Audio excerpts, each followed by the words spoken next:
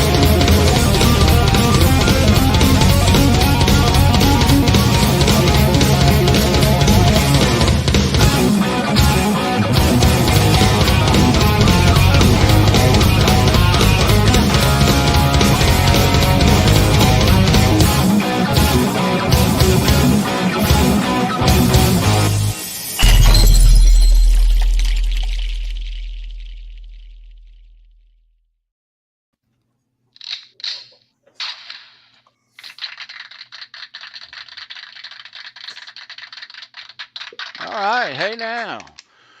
It's Wednesday once again, and this is Halenville Live, and we are in November the 2nd, 2022, man. My 11/2/22. Yep. Merry Yep. Christmas, everybody. Almost. Yeah, Oh, it you is. did not. No, you did not. That's We're in- messed up, Neil. We have That's a moved bunch of into a garbage right season. there. We are. I'm still celebrating Halloween. I'm hanging on for like Yeah. 8 more days, bro. Me too. I'm squeezing every last drop out of it I can. All right. I'm I out got of the candy smoke out of my corn. room like yesterday, so it's all good. I had a blast this Halloween. We had so many kids. It was like a complete, 180 degrees from last year and even the year before last. Yeah. Some of the greatest costumes. I mean, geez. And the neighbors flipping out, just going crazy with their yards and stuff. Yeah. Really You were cool. dressed up as well, like you were on Show Me Your Pick. Exactly. Right on. Exactly. Scaring the neighborhood kids.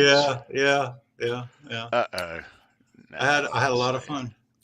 Neil, I know you had a good Halloween, dude. You I had a are good Mr. Halloween. I'm the king of Halloween. That's right. Yeah. Halloween was great. It was great. It's exhausting. It's definitely I mean, for lack of a better way of explaining it, it's, I'm not 21 anymore. So, Really? dragging Halloween out for like 5 days gets a little exhausting.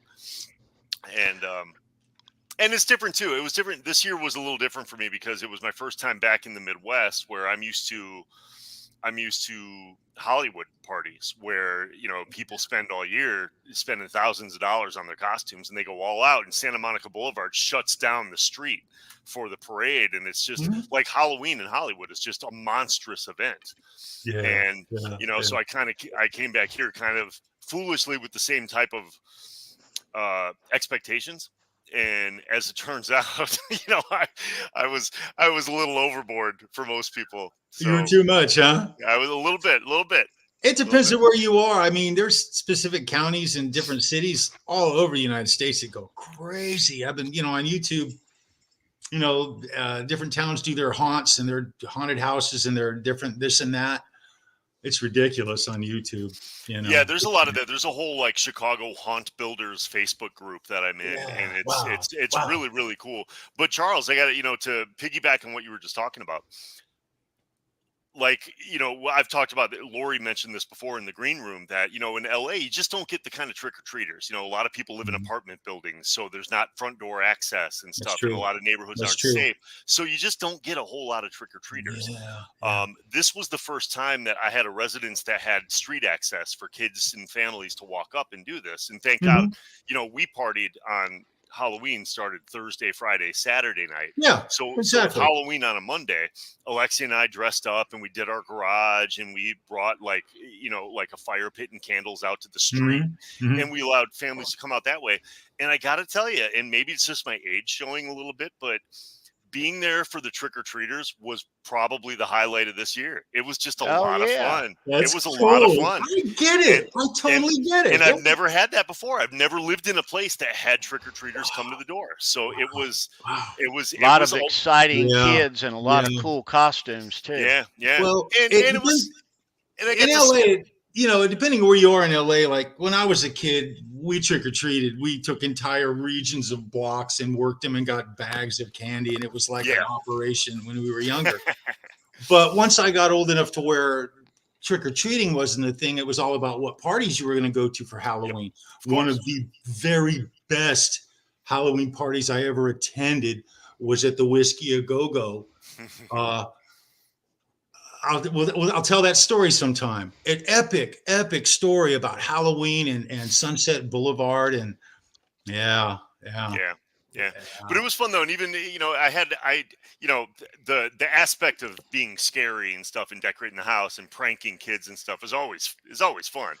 But it was kind of neat though, because a lot of the parents and stuff in the neighborhood that would put out Halloween decorations were a little lackluster in their costumes and stuff. And so when people in the neighborhood with the little kids came walking up to this character, you see, Neil, this is why I love you, brother. Yeah, right there, man. Show that again. This is just me answering the door for trick-or-treaters. That wasn't even my main costume. Excellent. So that was, boy, man, I'm telling you, I had a real kick out of it. It was both Alexi and I had a lot of fun. That is so cool. And on top of that, we are A-list candy givers. Like there's A-list, B-list, C-list, whatever and stuff. We're not doing the, we're not doing the Jolly Ranchers and stuff like that. Those Snickers, kids know Reese's, to knock Kit on Kats. your door. Yeah, That's right. They know. Yeah. Nice, Neil. Nice. So let me say, we got a very, very, very special guest in the green room. We're going to get later to some almost impossible VanHalen trivia, almost. And but first, we have some kids at our door right now, and I hadn't opened up the chat yet. I like to keep it closed until after we're live. This is my favorite part. Bam, there they are. All right. I'm going to start at the bottom with the Axe. What's going on, brother? It's good to see you, Axe, right there. Man. Keith Campbell is in the house. Dude, who had a phenomenal Halloween costume for live. Yeah, Boom, out of the park. Yes, he did. Keith killed it. Yeah, he did. Boom. There he is. Yep. All right. To go. Yeah, Keith nailed it. Yes, he did. That was so much fun. All right, so I said Christopher Live Sour twice. What's going on, right? That cool, Charles? Absolutely. All right, Charles 75 in. What's up, dude? Good to see you. Dan in New Jersey. Good to see Dan. Thomas Santiago. Good to see you. Dwight Bailey, the Hitman. Dwight. Right there. Andy Carson, dude. Andy, it's good to see you. Right on, dude. All right. Billy Baloney. Billy, what's up, bro? Come on, brother. Yeah. All right. Lenny Lou's in the chat too. Lenny Lou. So right on, you guys. Yeah. If you're an early bird and you're still lurking, cooking dinner or something, say hi. I'm down to the bottom now. There's Ed. Hey, Ed. Good to see you, Ed. Good to see you guys. Before Jay Turner's in the house. My man. Hey, right on, man. Right Jay on, Turner. Big bass player. Seeing Jay soon, Tony. I'm going to be seeing Jay. He's on our list. That's what we're playing for tonight.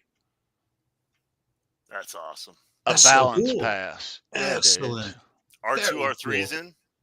R2. What's R3, up? right on, brother. All right. Let's not waste any more time. Nice to see you guys. Thank you, Sandra. Thank you, Sandra, for lurking in the background. Yep. You rock. If you're just getting here, say hi. Let's go ahead and bring in our very special guest. We had her on a little over a year ago, about 14 months ago, and you guys know who she is. She was in the Hot for Teacher video, the detention officer. You know exactly who she is. Lori Tucker, right there. Hey. Hey, Welcome Lori. to Halenville, Lori. Gosh, I'm an officer now. I feel so official. You are. I've been called many things, but I have not been accused of that yet. That's awesome. Nice to see you again. Welcome back. You too. So good to be here with you guys. And Neil, that costume, you're out there just in the Midwest scaring the kids. I love it. Yep. I'm bringing that old school Hollywood thing, but Yeah. Right on, man. Yeah. They go all out here. That's for sure. Yeah. For sure. Hey, Lori, did you dress up for Halloween by any chance? Did you go to a party and were you anything? Well, I always dress up. I have got a garage with container after container of stuff from everything from like Queen Amidala from Star Wars, just everything. But this year, like I said, I had some friends in town from London and they wanted to go Halloween Horror Nights. And because the people that work there dress up, they don't really want the people, coming to dress up too much. You can't wear masks and things like that. So basically everybody was wearing black. But then, and then it went to Zombie Joe's Underground Theater. Don't really dress up there. That's always a really fun, freaky, cool show in North Hollywood. It's been there a long time. And yeah, it's really trippy. And then went to a White Temple show at the Wiltern, which was fun. And it's really like a really theatrical. Wiltern Theater, brother. Yep. Best theater in Hollywood. Best theater in Hollywood. It's going to be Whitechapel, which is really hardcore, screamer band. And I get there and it's not that. Like more than Slipknot kind of scream. Yeah. But so that was fun. And then I was so pooped out finally by Halloween. I just had some family and a few friends over. Made Halloween dinner, dessert, and then we were supposed to watch scary movies, but we talked too much. All night, so we just ended up watching some really funny YouTube videos. But yeah, four nights in a row, like you said, Neil, Thursday, Friday. So that was 5 nights in a row. Actually, I did one more thing I can't even remember. Yeah, I know. But I didn't have a costume some of the this pictures. year, Some of your pictures are on Instagram though. I've seen them, and you attended some like the theater, the underground theater that you went to is phenomenal. Yeah, that is it's so fun. Cool. But I do decorate my house like crazy. It's still the lights are still on. Halloween's over when I say it's over. I've got my like 7 foot tall Jason Voorhees, that's automatronics, and then I've got Butler he's like 6 something. He kind of looks like the guy from Rocky Horror Picture Show, and he's got a tray, and I put my Freddy Krueger, my pull string Freddy Krueger that I got in the 80s on his tray. I've got black Halloween trees everywhere. And does he look like Lori? Does he look like Riff Raff from Rocky Horror? Is that he kind of like he just reminds me of that, but he's got like a top hat on and long black hair. He's got that face, and he's got the like the Butler outfit on, and he's like, "Ooh, good to see." Cool. Very cool. Very cool. Lori, let me ask you a question. It scares question. the hell out of me every time I walk in my living room. Lori, when do you start decorating? And I'm asking more because I had always started decorating basically September 1st, and out here there were a lot of neighbors that were looking at us like, "What are you doing? Why is there cobwebs all around your house and stuff like that?" Right. And of course, it's still warm and humid at the time. So when do you think Halloween season starts? Well, I started into September too. I live in we got an HOA here in this townhouse we moved into, which is nobody does anything but on the outside. So on the inside, I started end of September of cleaning my garage out, getting all the stuff out, and Christmas, like you said, Merry Christmas tomorrow. Yeah, right. I know. As soon as I get that stuff back in my garage. By the way, though, that's the great thing about the black Christmas tree, like you have as well. We have a black tree as well, because as soon as you take the Halloween decorations off it, put Christmas decorations on it, in the dark when it's lit, you can't tell it's black. It just looks dark green anyway. Like it's an optical illusion. Nobody would even know it's a black tree. So it functions for 4 months. Nice. Nice. Well, I have 4 of those black trees, and so one of them goes in my room, and it's dedicated to Nightmare Before Christmas. So I have all those ornaments and stuff. Right here. You got me in the feels. Got me in the feels. That is awesome. Good times. Yeah. But it's exhausting. Lori, I heard you mention that you were cleaning out your garage. I'd heard on a previous webcast that you had done that your garage was filled like stem to stern from your move with like a lot of your memorabilia and things from your past. Yeah. Is that correct? And did you happen to come across any new treasures that you might want to show us just out of curiosity? I finally, it was when the stuff was brought over here, there was all this furniture on the bottom that I didn't need at all. And then they stacked the boxes to the ceiling. So I finally got boxes down, pulled out the furniture. So now I'm slowly going through the boxes, but I have found a lot of like modeling stuff and some more call sheets, but for a lot of commercials. You know, I keep waiting to find something else that's like, but I have so much more to go through. It's crazy. That's awesome. Yeah. I noticed in the chat, Keith Campbell made a mention. I seen recently came up the Cougar from Mexico commercial that you did. Yeah. Very cool. Yeah, my friend Lightfield Lewis, who does this amazing edits on the 80s music videos and things like that. But his whole cool thing is that his dad was an actor, and he had gotten him when he was really young a video camera.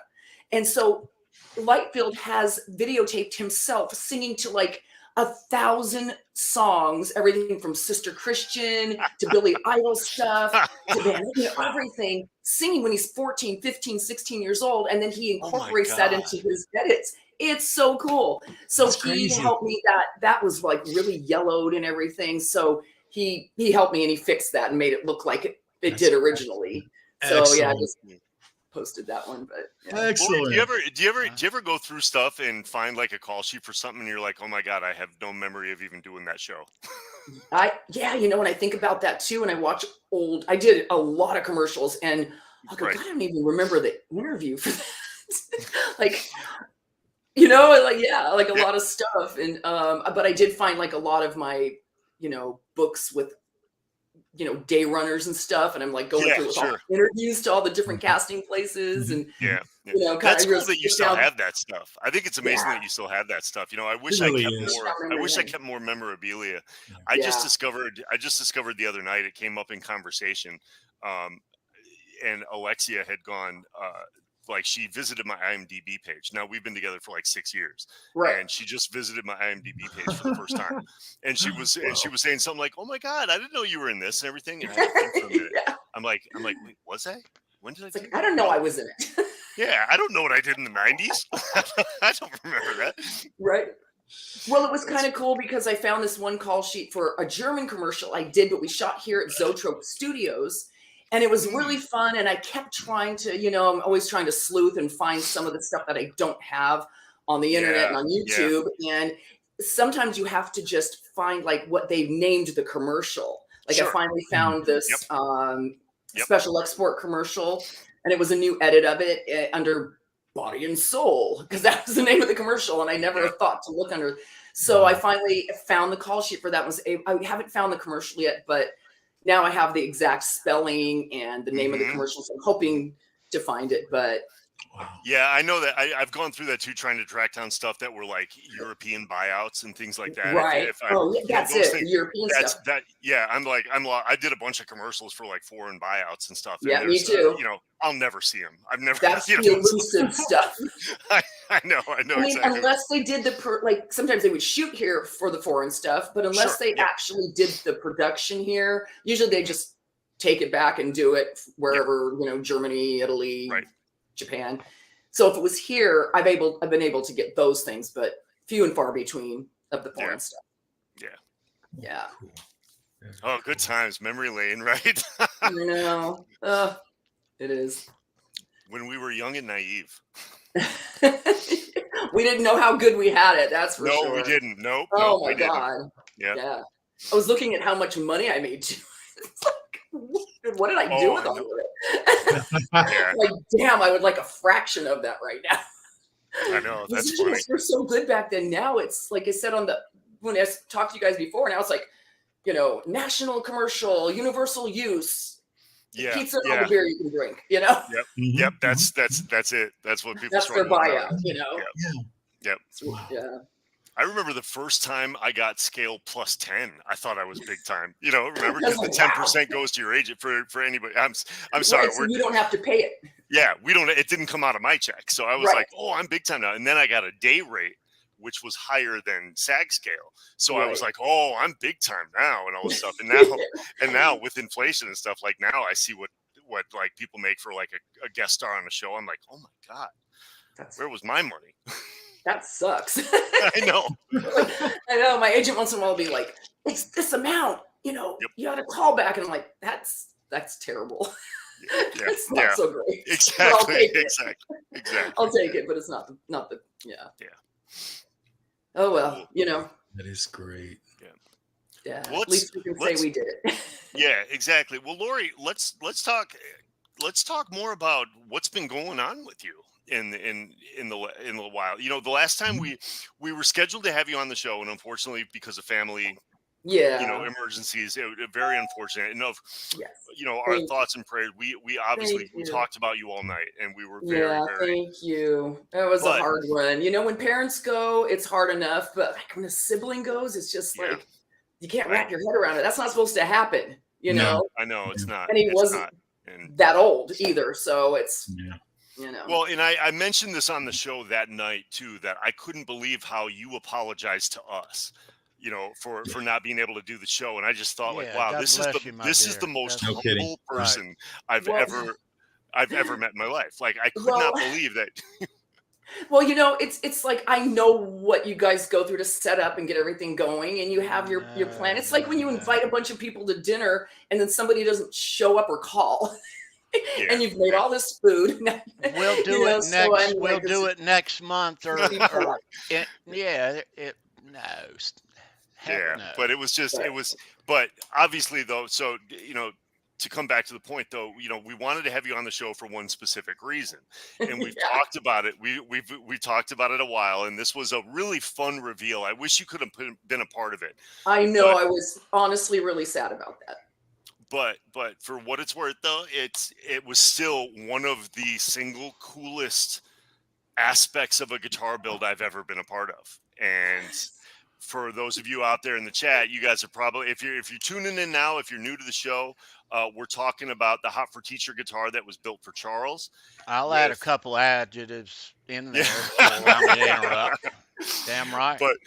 But it was, Charles and I had this conversation as we were working out the details of his guitar, and he said he wanted to go all out. And then he reached out to me and said, hey, I think I want to do something really special for this. And, do you think we could get Lori to sign the back of it? And I said, I hope so. I can reach out to her and see how it goes. And he and I had talked, and we both knew you, but I think both of us were like a little bit like, I mean, she's busy. She's got a lot going on. She's still constantly, she's out there. Lori is working. Lori, when he volunteered to contact you, I was like, oh, Neil, yeah, bro, you do it. So Charles, after you came on the first time, Lori, I think is where, because I remember asking Charles about what kind of guitars next, what, and this is where this idea, Charles, was born, right? Yeah, exactly. Yeah, Charles and I had originally discussed a 5150. That's what we had originally discussed. And then, I'm so glad you. Yeah. And then we took a turn from having you on our show, and then we started talking about it, and then the talks became more earnest, and then I reached out to you, and I talked about this that night. So for the people that pay attention to the show every week, forgive me if I'm regurgitating the same information, but it's worth retelling this story. It is. When I contacted you and said, hey, this is what we want to do. Charles has, I'm building him this guitar. We would love it if you would be interested in signing the back. You can say anything you want, whatever, as long as it fits. And then, we'll debut it on the show. And you said you loved the idea. You were excited about it. And then I'm not joking, and I'm not exaggerating when I say this. From the moment I shipped the guitar neck to Lori, she got it, received it the same day, called me up, said, hey, what do you want me to say? And I'm like, whatever you want, whatever you think will fit, and I'm like, I don't care. And she's like, okay. She signed it and told me the next day it was shipped back to me. So whatever else you had going on, I mean, I thought I was kind of sheepish about even asking you to do this because of how busy you are and all the things you've got going on. But I could not believe how quickly you received it, did it, sent it back, and were excited about it. And I was floored. I was in awe. We were both astonished. He was communicating with me the whole time, and I was just amazed. Okay. Yeah, I have to tell you guys. Okay, jump in. All right. I have never been under so much pressure in my entire life. And I have given birth to 3 children. Oh, man. I am signing the headstock of that guitar. It was like I took a piece of paper and I practiced, and then I put it up against the thing, and then I was like, oh my God. Oh, man. And then I looked at it and went, oh my God, he's going to put the frets on. It's going to be hidden underneath. So I was like, is this okay? That was, gosh, you just don't want to mess up a piece of art like that. No, you knocked it right out of the park. I don't know, how much Neil charges. $10,000, $12,000, $55 charges. It's in the ballpark of that, Lori. He don't come cheap. He's really good at what he does. Yeah. He's not a cheap date. Yeah. No, I get appearance fees by Tony for being on the show tonight. So, well, Lori, nice. You actually haven't seen the guitar, have you, Lori? The guitar I have not. Oh. Would you like to see it? I would love to see it. So when I ordered this from Neil, he asked me if I wanted the guitar relic or if I wanted it to be in an unrelic state.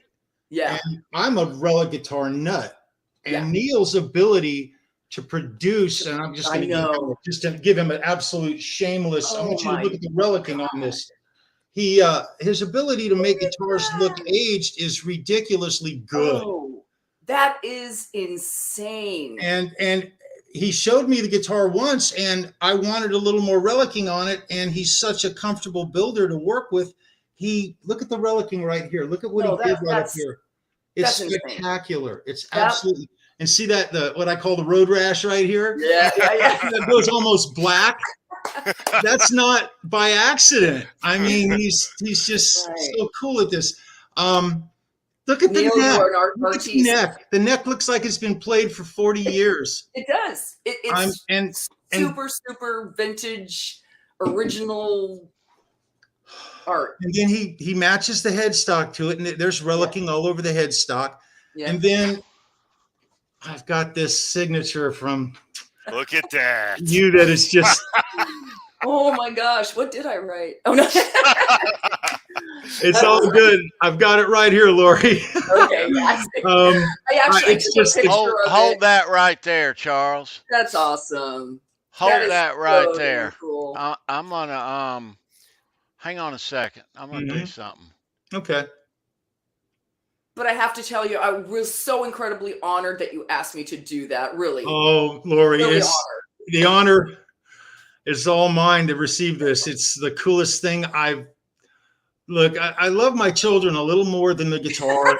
That's good news. But this has just become the most wonderful thing I own. I mean, the guitars. Look, I'm just gonna say this guitar's kick ass. Okay, in the VanHalen guitar world, this thing rocks. It is spot on. It is such a good build. It's ridiculously good. That's so cool. But then you're signing the headstock on it. Look at that. Look at there. Well, it's got sentimental value to me. That's over the top. I don't even have the words. I didn't have them when I showed the guitar on the show. I don't have them now.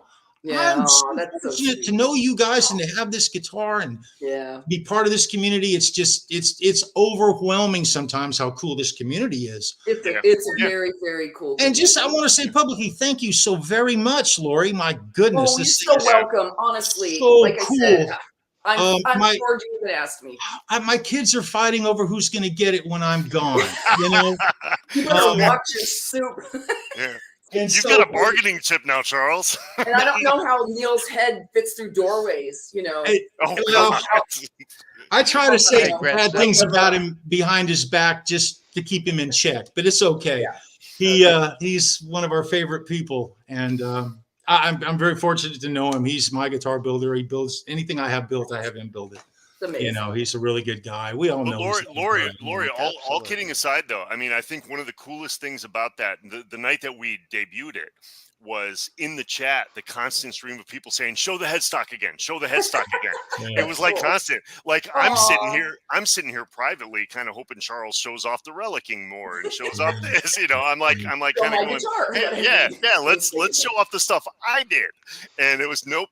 Everybody show the headstock, show the headstock. The other day, Neil, I had the Frankie and I had the Hopper teacher, both of them like this, and I took them. I went to set them both down, and I took one and I whammed it into the other. And I went, oh gee, I don't want to do that again. And I set the guitars down because it's cool, you know. They're supposed to relic. Trust yourself with them. Taking that whole "don't drop the glass" out of the equation thing out of this whole guitar business, and it's really cool. And Lori, just thank you again. I'm so blessed to have it. It's just so cool. So cool. But let me just backtrack welcome. A little bit though, just for the people in the chat too. I want to say, this is, I mean, again, thank God for this community type of thing, because the way these things work out, the reason this whole build in her signature was even made possible was because I had gone to see Halen live in Hollywood and met you at the show that night because Caleb introduced you to the crowd. And you and I on my way to the bathroom.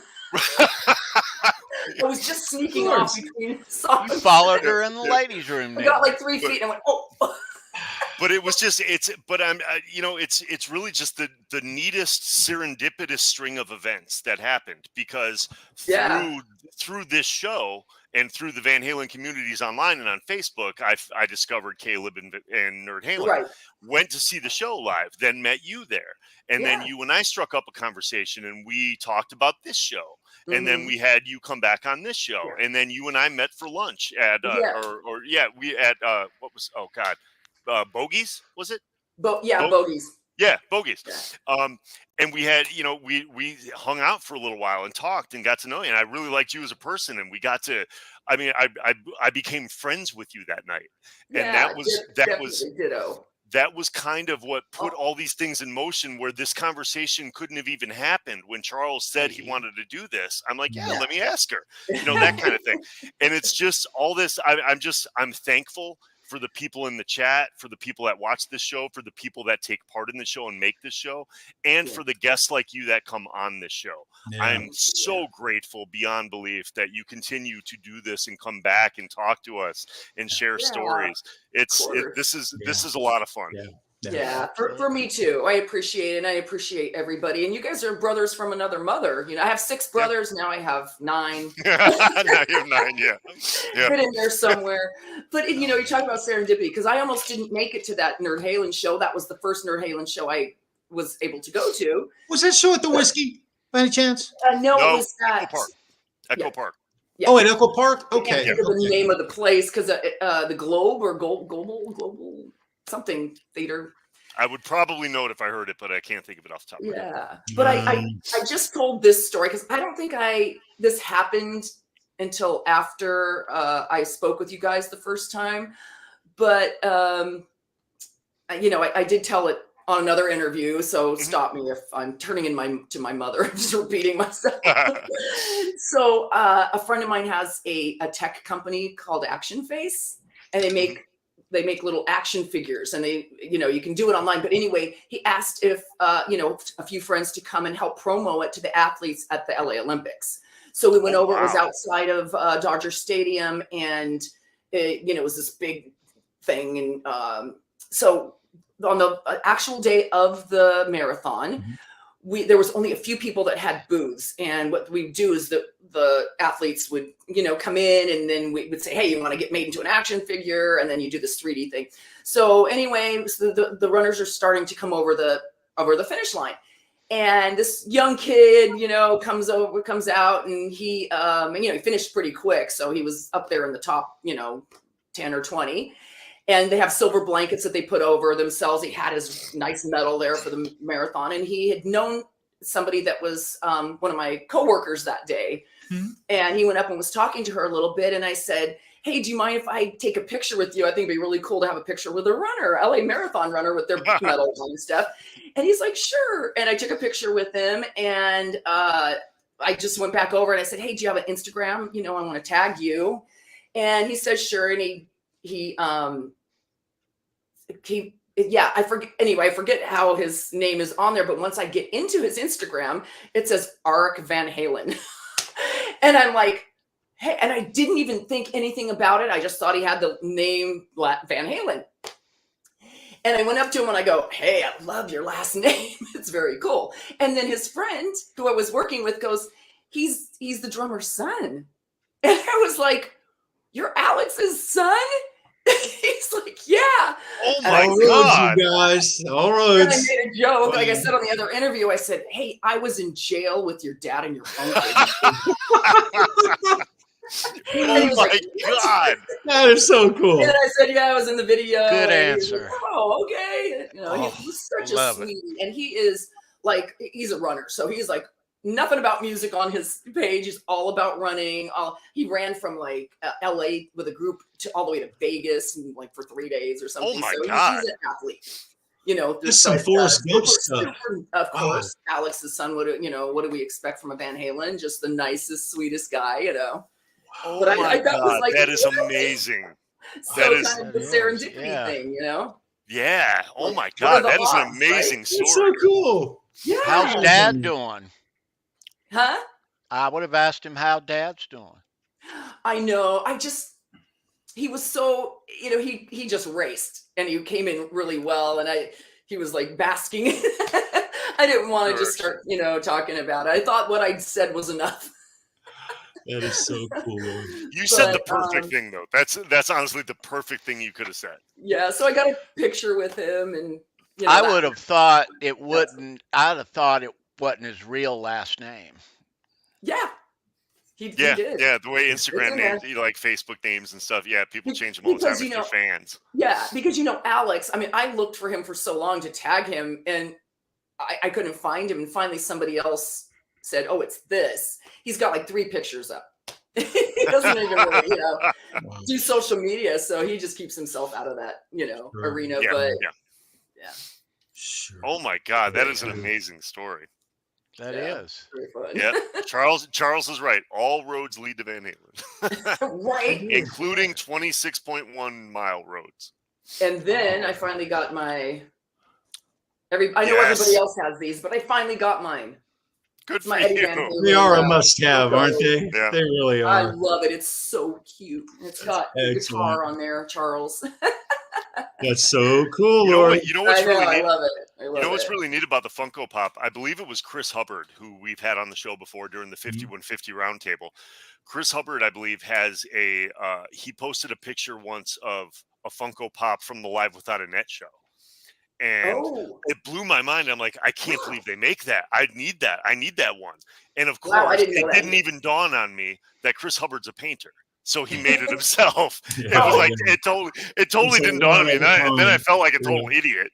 But I was he was assuming you have a lot of Frankenstrats. Yeah, exactly. So, but I thought that was the coolest thing. Everybody put pink pants on it and painted the Frankie to the 5150 stripes and everything. I was like, oh my God. So cool. That was really cool. Hey, Donald Young, how you doing, man? Donald, welcome to Halenville. Good to see you. Wow. Cool. So, Lori, what else do you want to show off? You know, somebody also found, where is it? The original copy of Cream Magazine, where it had the article on VanHalen in it. So I had a copy of this. Along with a lot of memorabilia on the walk-in closet wall of my house that I lived in prior. And somebody stole everything off the wall and threw it away. Oh, God. I shall not name names, but... Oh, God. Sorry. Yeah. Sorry. Somebody that didn't like to see my stuff up there. Hey, have you know... So I haven't had that. I had that copy since it came out in... 84, 85, January 85. Didn't Neil, the photographer, shoot that? Neil, the photographer. I was just going to ask her. I was just going to ask her that photo, didn't he, on set? He was Neil. What's his last name? Neil Lozauer? Yeah, isn't that who shot that original photo? Yeah. He shot like all of the you know, all the stills, right? See that over there, like everything from like the Waldo. I put my little mini. Yeah, that's as close as I'm getting to having that, Neil. Don't you feel sorry for me yet? Oh my God! It's like Let me ask you this, Lori. I'm building you one tomorrow. Okay, I Poor can't take Lori. it anymore. I Poor can't Lori, take but it yeah. anymore. When I Neil will stop took teasing you. all those pictures, Yeah, he took how all much of did you know who he was then, and how much of a presence was Oh he my on set? gosh, of course I knew who he was because every single rock magazine and every cover was his, you know, all the Van Halen stuff and, you know, Motley Crue, you know, everybody, gosh. And so when he was there first, I was like, is that Neil, you know? And so we shot that with Waldo's car, the adult Waldo car, you know, with the two other girls and I, and yeah, and then he was like basically the only person on set allowed to take photos unless somebody snuck something. Oh, So okay. I really need to ask him. I called him a few weeks ago and he was working on one of his motorcycles. And I'm like, if you're lucky to get a hold of him. So he answered the phone and he's like, I'm like, hey, you're right in the middle of something. He goes, yeah, can you call me back later? And I didn't, but I need to ask him if I can take, because people keep asking me for like you know, a headshot or signature or something, but they want Van Halen. They don't want just me. So they want something from that. So I'm going to ask him if I'm not making money on it. Can I just use, you know, I'll print it out myself or at Kinko's or whatever to sign to give to people. Because otherwise I take a really faded screen grab of David and I, this one, and it's really blurry and not very cool. So, you know I gotta call him and. Speaking of Neil's Laws Hour, when we had you on the show before, you had told stories about, you know, going to his place and like going through the gate and into his studio, and he had like just, you know, folders and folders of negatives and things like that. Oh my gosh, yeah, metal cases, you know, metal filing cabinets. Yeah, exactly. Yeah, that's filing cabinets. That's the word I was looking for. And now since he's since put out a book. With all the photos and stuff, were you surprised by anything in the book that you hadn't seen, or was it? Well, I mean, I have the visual history. Yeah. So, you know, nothing in there. I mean, I was surprised that I had a picture in it. That was really cool. You know, it's right you shouldn't be surprised, but well, I mean, I did, you know, because he goes through different years. Yeah, and then the 84, obviously, there's Hot for Teacher stuff, and he did so many cool pictures from that. So it was really cool to have that in there. That was like very, that was very fangirl of me. But I was excited. No, you should be. You should be. But excited. Other than that, you know, and then I know he has the Eddie book, and he's, you know, put out a couple more really cool books, but you know, I can't afford those. They kind of went up in price, if you know what I mean. Yeah, well, yeah. Yeah, but he's really cool. You can go on his site, you can get them, and then he'll sign them, which is very cool. That's very cool. He sends them. I mean, I got the signature in person, luckily, when I went in. Yeah, well, he pulled the book out and signed it. So. You can go to his house, though. We can't. Well, it's his studio, yeah. Yeah. I kind of was like surprised. I definitely surprised him. He was walking out with a little bit of trash going outside to put it in, and he's just like leaned over, and I was like, "Hey, who are you?" But he was so super cool to me. He was excellent.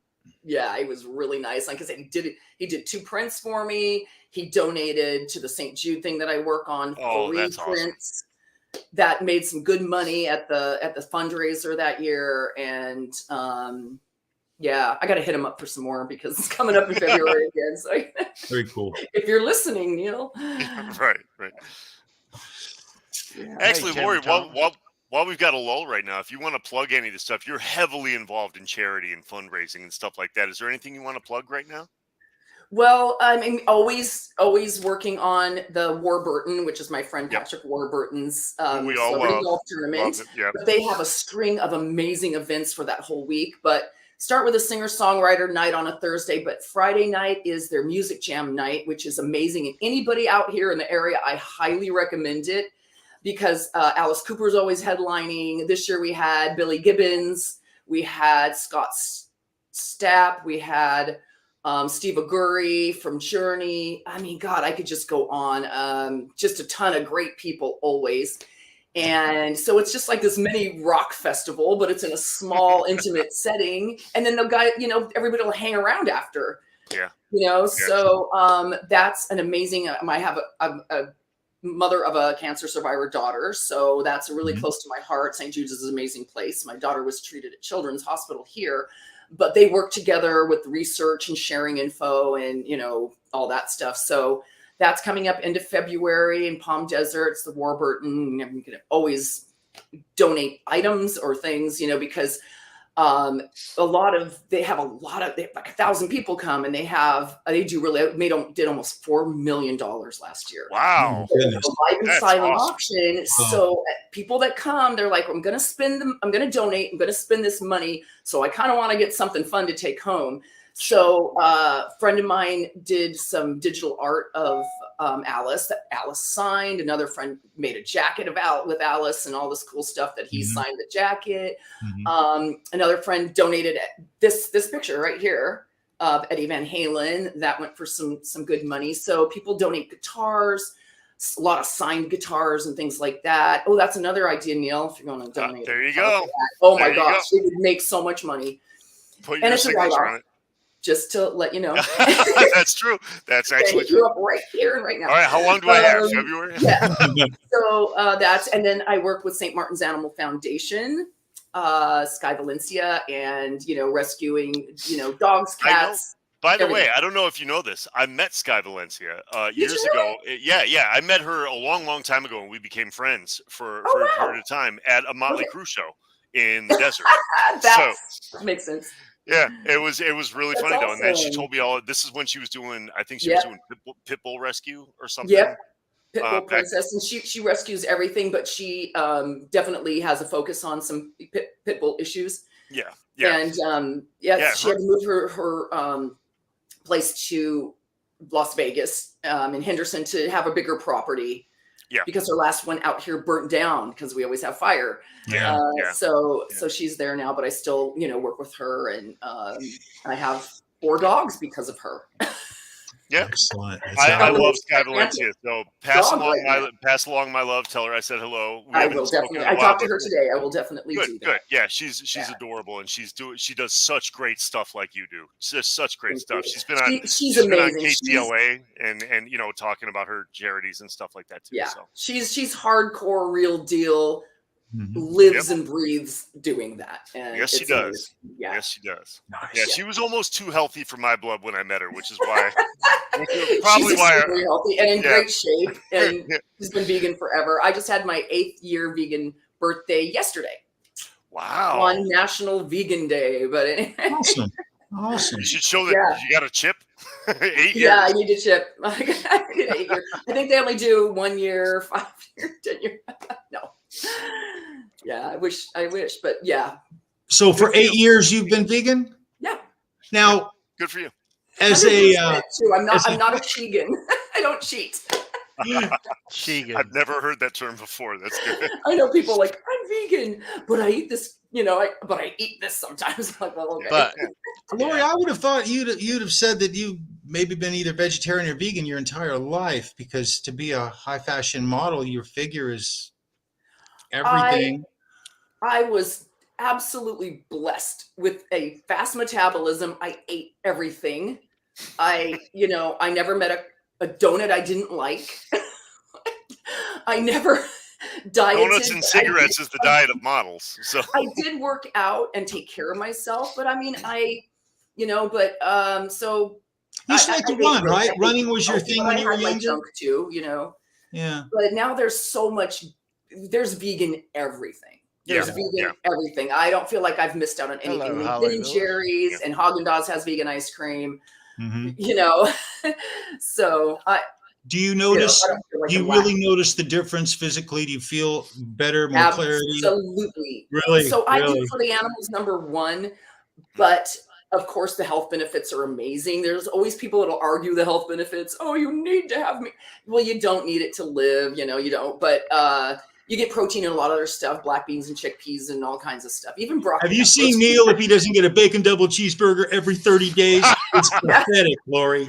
I make those at home with it's hooray bacon. It tastes so good and it's all crispy and everything. But you know what I will say, is there still a Real Food Daily in like Beverly Hills? Yeah, and the chef went and she the main chef Taylor, she went and opened her own place called Pura Vida, and it's 100% Italian vegan restaurant with her pizzeria next door, and it's amazing. It's amazing. The reason I bring it up is because between Real Food Daily, which was, I guess it was West Hollywood, over by by the Grove. There's a couple of them. Yeah, between that place and between I guess Hugo's on Coldwater and in the valley. Right, I just was near there yesterday. Yeah. But I've had some things there that I swear to God, and this is going back years because I've dabbled in veganism for a while. But once I remember that was like the first time, like I had a mung bean quesadilla at Hugo's one time, and I was shocked because you would never know that you weren't eating meat or chicken or something like that. Like once, we've come that far now, and where there are some times because my parents are straight up like, you know, like meat and potatoes people. Yeah. And I mean, most of our families were, you know, coming up from. But there are times that I've always considered like, oh my God, I would love to slide them a tofu something in the meal. And I bet you they'd never even notice. Yeah. I mean, now with the vegan meats and a lot of restaurants, I go to another place called Hope Organic and they make their own meats. And then they do like orange chicken and pineapple fried rice with their beef in it, which tastes like, you know, beef jerky. It's just amazing. I take all my non-vegan friends there. They go back. Like right now, I just was there 2 times this week. And my friend goes, can I take you for my birthday was last month. Hope? And she's not even vegan. And I'm like, okay, I'll go again. You know, I think with vegan food, it's all about flavor, whether it's vegan or not. I mean, you're going to lose people if you have food that tastes like dirt and there's no flavor. So, you know, it's like, I never even would have a hamburger without ton of ketchup, pickles, tomato, you know, so just dress your food up. But really quick, my wife just reminded me that we had jackfruit tacos from Danny Trejo's chain. Oh, I love Danny Trejo's. Yeah. I forgot how good that was, and we were shocked. And then we actually got so excited about it. We went to like a Whole Foods and we're looking for jackfruit. And then when I saw it, I was like, "That's it? Like, really?" Yeah. I was like, "It's a watermelon." I was like, "What are you talking about?" It's a scary vegetable or fruit. but you know, it's funny, Trejo's tacos were phenomenal. Yeah, but at the restaurants with the jackfruit tacos are amazing. Yeah, but it's so funny because Danny Trejo, when I was 10 years old, my sister's 9 years older, the one that was the cartoonist. Danny was one of her friends, so he was over at our house all the time. Oh my God! Know? All through like 1970, 71, 72, like that. Wow. So before he was Machete. Right.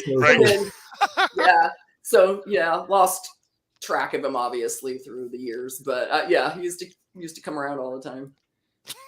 Very cool. That is so cool. Very cool. But goodness. Yeah. You guys want to talk about Hot for Teacher at all, or do we want to talk about VanHalen at all, or? Yeah, what should we go to? I mean, I'm good either way, to be honest. That's funny. Tony, we're almost an hour in. Do you want to do trivia now at the halfway point? Whatever you guys want to do. Well, where are we? We are almost an hour. We can if you want to do trivia. We can do trivia. All right, trivia. Why not? Thank you. Okay, trivia. How about some almost? Yeah, it's nearly impossible. Where is it at? Can't find it. There it is. Counts me out. You're not allowed to guess. To complete quiz. You're not allowed to guess. Nearly impossible VanHalen trivia. Yeah. And it's not Hot for Teacher related. It's not. That would be too easy for you. Maybe. But it was 38 years ago. I think I've got a hard one. Hey, Tony. Let's keep it to the trivia, okay? No, I mean the question, dude. All right. He went there, Tony. This is a PG show. Right. We're going to be playing for this. Oh, that's cool, brother. Tonight. Summer amphitheaters. Balance. All right. There's an email down below that you can claim that if you are, in fact, the winner of Nearly Impossible VanHalen Trivia. Why do I keep saying almost? All right.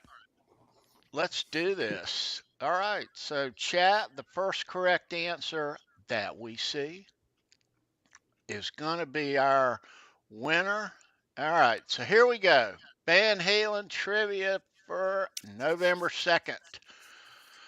Approximately 60 singles have been globally released from Van Halen's 12 studio albums. Only one of them has ever featured a previously unreleased track on the B-side. Name this B-side track. Good luck. Put out almost 60 singles, but on the B-side, there's one previously unreleased track. I need the name of the track. Yep. Name the B-side. Oh, Well, well, that didn't take long. Answers rolling in immediately. There it is. There it He is. We're talking Andy here. Andy, you rock, brother. Perhaps well it wasn't so nearly impossible. That's a hard one. That is a very hard question. Yeah. Man, Andy got that right off the bat. Any more answers in behind him? Yeah, there were a bunch. There were a bunch. Andy got it. Keith got it. Lenny Lou got it. Ed got it. Let's see. There's some good ones, man. Hey, Holly, it's good to see you, sweetheart. So this Hi, track Holly. also was on the Japanese version of Balance. Okay. So, yeah, it was added as a bonus track. Much like the way Over Wolfgang is putting B-sides on his Japanese tracks. I was going to reword this. Let me see. Yeah. So, all right. All right. It'll be harder next week. Sorry. Boy, I still hope we're talking about trivia. Andy Carson, though, scores the balance pass. Good job, Andy. Right on, man. You rock, right Andy. On, bravo. Very cool, dude. Andy Carson. My goodness. Chattanooga, Tennessee, fire station number 5. 5 strong, yeah. brother. Yeah. Chattanooga choo-choo. That's a good yes, sir. All right. Hey, Hip Metal Works. It's good to see you, bro. Right on. Yeah. So I had the idea that I was going to word that in a fashion to make it totally ungettable. But I reconsidered, so. Because you're not mean. Yeah. He has moments, Lori. He does. He really does. Okay. It's no fun if nobody gets it. Next week, I'm going to be the winner. Okay. See what I mean? Next, there you go. It's going to be a win-win situation. That is so cool. That is so cool. And I'll keep the pass right up here the whole next week, so you'll know who the defending champ is. But until then, it's Andy Carson. So hats off, bro. You rock, Andy. That is so cool. Right on, well done, man. Well done. So Lori, after you came on, and that was a little over a year ago, Charles's idea about this Hot for Teacher, we talk guitars all the time, Charles, and he said he wanted a Hot for Teacher guitar. I'm like, really? I'm like, you are kidding me, because I'd have bet money he wanted a 5150. He asked me, Tony, you asked me the question, and I believe I gave you like 3 or 4 really good reasons why right off the bat. The single greatest Van Halen video ever produced from the single greatest band in history. I have to agree on With that. the absolute coolest supermodel / actress, Lori Tucker, and a couple other girls. Yeah. Yeah. Who were awesome. Some pretty awesome. other There's another raging Lori hot girls. and Donna, right? Donna Rupert Donna Rupert and Lori Butler. and Lori I Butler. still have not found Lori Butler. Well, I've got a weird question about Lillian Mueller. I got to tell you, her name comes up from time to time. I don't see her in the video. I do not see her in there. Well, we talked about this before, and I talk about it all the time. And what I believe to be is that after when Lori Butler's part, because she comes out, she's in the cafeteria, she rips her dress off. And then she starts dancing. She has blue bikini bottoms and a crop top. Donna has the whole blue bikini on, and she dances with David. You know, he dips her, and she's the one in the classroom and all that. But so I can only figure that when they finished everything and they, you know, for continuity for the music, that they needed more footage than they got. Because I remember her dancing on the table. And it was really interesting because she came back in, and I remember, and I think I may have said this, that she's like, wow, that was really uncomfortable dancing in a bikini, basically, in front of all these young kids, you know, because they were like 11, 12, 13, 14, whatever. Yes. And then I know one of the kids just recently on the VanHalen news desk had done an article and said that he was a little uncomfortable when she was dancing on the table. This is now. Yeah. And that he went to his mom because they were saying, oh, reach for her, like grab your hands out, you know. And he went to his mom and was like, Mom, what do I do? And she goes, you go do your job, son. Get in there and do your job. That part. Right. The kids doing that. Go do your job. You be a method actor. Absolutely. Yeah, and so it's so funny to actually, because I remember her coming in and being that, and then him to say that. It was, they were both a little uncomfortable with it. And, you know, back in those days, there's stuff that you just can't get away with anymore. VanHalen, really can be. Their whole persona is an edgy party band. They always push the Dave. Always push. When you look at it, it's all very benign. I think, you know, it's all in fun, and you know, I think they did a great job with it. But as far as Lillian goes, the only like one kind of thing I can see is that she is definitely a body double for Lori Butler, because they both have the same outfit on. They're not trying to get two teachers out of this. They're into one scene. Yeah. So you can't say she was a fourth teacher. You know what I mean? Lori, is it the scene where when Dave and little Dave are in the aisle in the classroom, and I'm guessing maybe is it? Go ahead. I think that's when they're that, and then Donna's walking in the short skirt. Yes. That's Donna Rupert. That's what I thought. Okay, that's why I don't see Lillian there. In the cafeteria, there's phys ed and chemistry, and I forget. I think she's Miss Chemistry. Chemistry's first, phys ed is second, and then phys ed. So she, you know, you see kind of a cafeteria scene. It kind of gets scrambled in there because if it's a classroom, then it's a cafeteria kind of thing. You know, Waldo's got his lunch tray. You know, it's breaking up with the dancing. The dancing parts and it keep breaking up those scenes, I believe. Right. Yeah, exactly. And that's Donna again, where he dips her. Yes. You know, so with Lori Butler, the only place I can see, so they don't make Lillian recognizable, which means, you know, she was a body double. She was a body double. Just a double to Lori Butler. And Lori Butler's really well seen. And because like we said before, like all these pictures we have and the one in the book, it's Lori Butler. And I worked with her. I don't know if I can get this off. I actually found this in my garage. So this is Lori Butler and I. That's Lori Butler right there. You look even younger there than you. This is like 1981 or 2. Oh my God, that is awesome. Before we shot Hot for Teacher. Oh my goodness. Yeah, so I mean, she was a friend. Cool. I saw her. You know, we worked together. So when. Oh, shoot. Are you there? I don't know what happened to my computer. Things happened. We still see you fine and hear you. We still see you and hear you fine. I can't see you at all. But anyway, yeah, can my hear us? screen's gone. Somebody called in. Let me see if you're under here. No, it's a map. Oh, it's all good. Anyway, yeah. So we'll just talk amongst ourselves. Yeah, no worries. But yeah, so you can see that I know who that is, and like I said, I never saw Lillian on set, and we shot that whole bulk of that video in the 3 days. I mean, everything pretty much got done. Yeah. So they must have brought her in after. And well, I always say this, like, how can I say this nice? Lillian's heavier up top than any of I was just going to say that. She does not fit. Lillian was a playmate.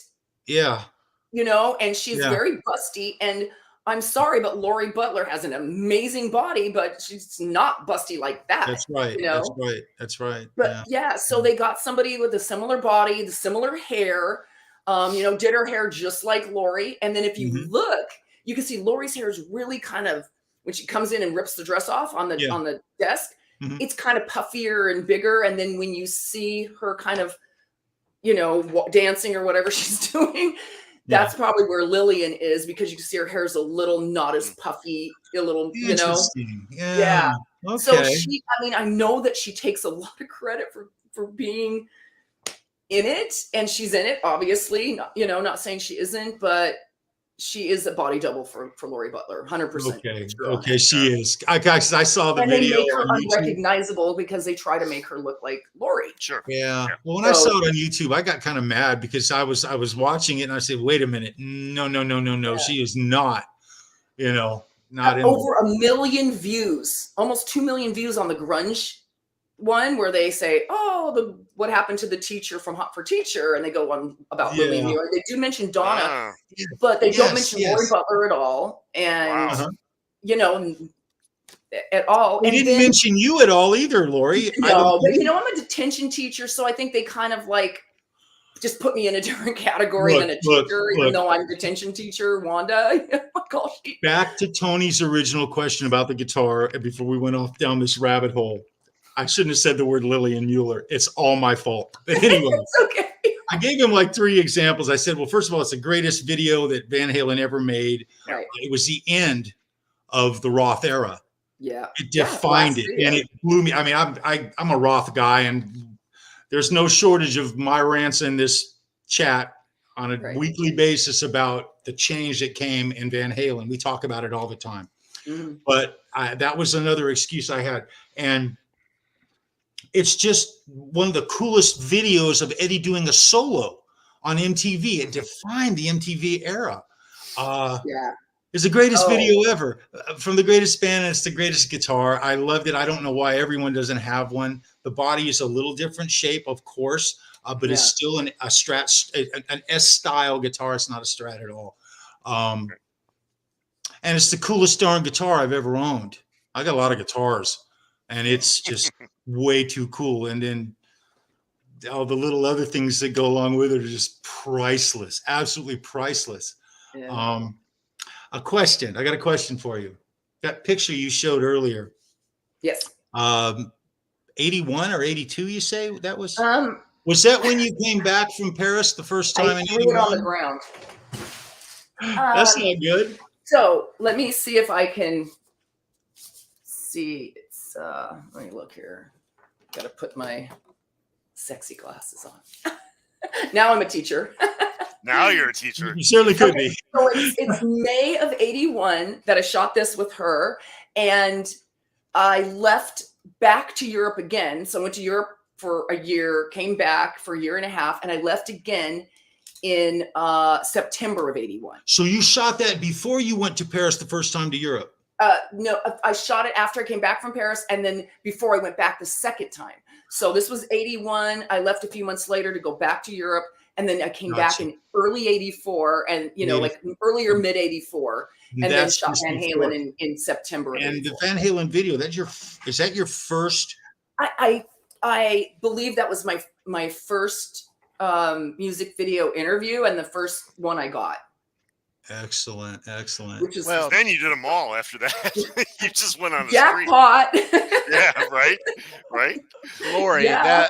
that picture over your right shoulder, the one you said's grainy of you and Dave. Yeah. Now, yeah, of the girls in the Hot for Teacher video, that moment in the song, that lyric in the song, and Yeah. that moment in that's the moment, the class Dismissed. dismissed, and you are I right really, in the picture. That's what we remember. yeah. So And you know, actually, go ahead. oh no, I was just going to say, I love the fact that our scene's right after Eddie's solo too. Yes. It's like just such a great lead up, you know? and then, you know, our scene and then the whole class dismiss thing. And then also in the very end, I love that it's Eddie first saying, you know, Eddie's resting comfortably in his, and then it's the, you know, adult Waldo and us. So it's kind of like, I get Eddie kind of twice there, you know, and in the Yeah. I mean, I'm a fan, you know, so I really like love and appreciate and get excited over that stuff. You know, well, when Dave says in the video, the words, he's holding the hourglass, right? And he says, "Oh man, I think this clock is slow." That is when the world meets you. Yeah. That's, in fact, right over your shoulder. He's finishing that line. I don't feel tardy. Yeah. And you're standing right there. So that's one of my favorite. And then you shove little Dave down, which is my absolute, I've said it on the show, that's my favorite scene from any multiple times. Excellent. But, so yeah. cool. I mean, you know, being a fan, I'm just was thrilled to do it.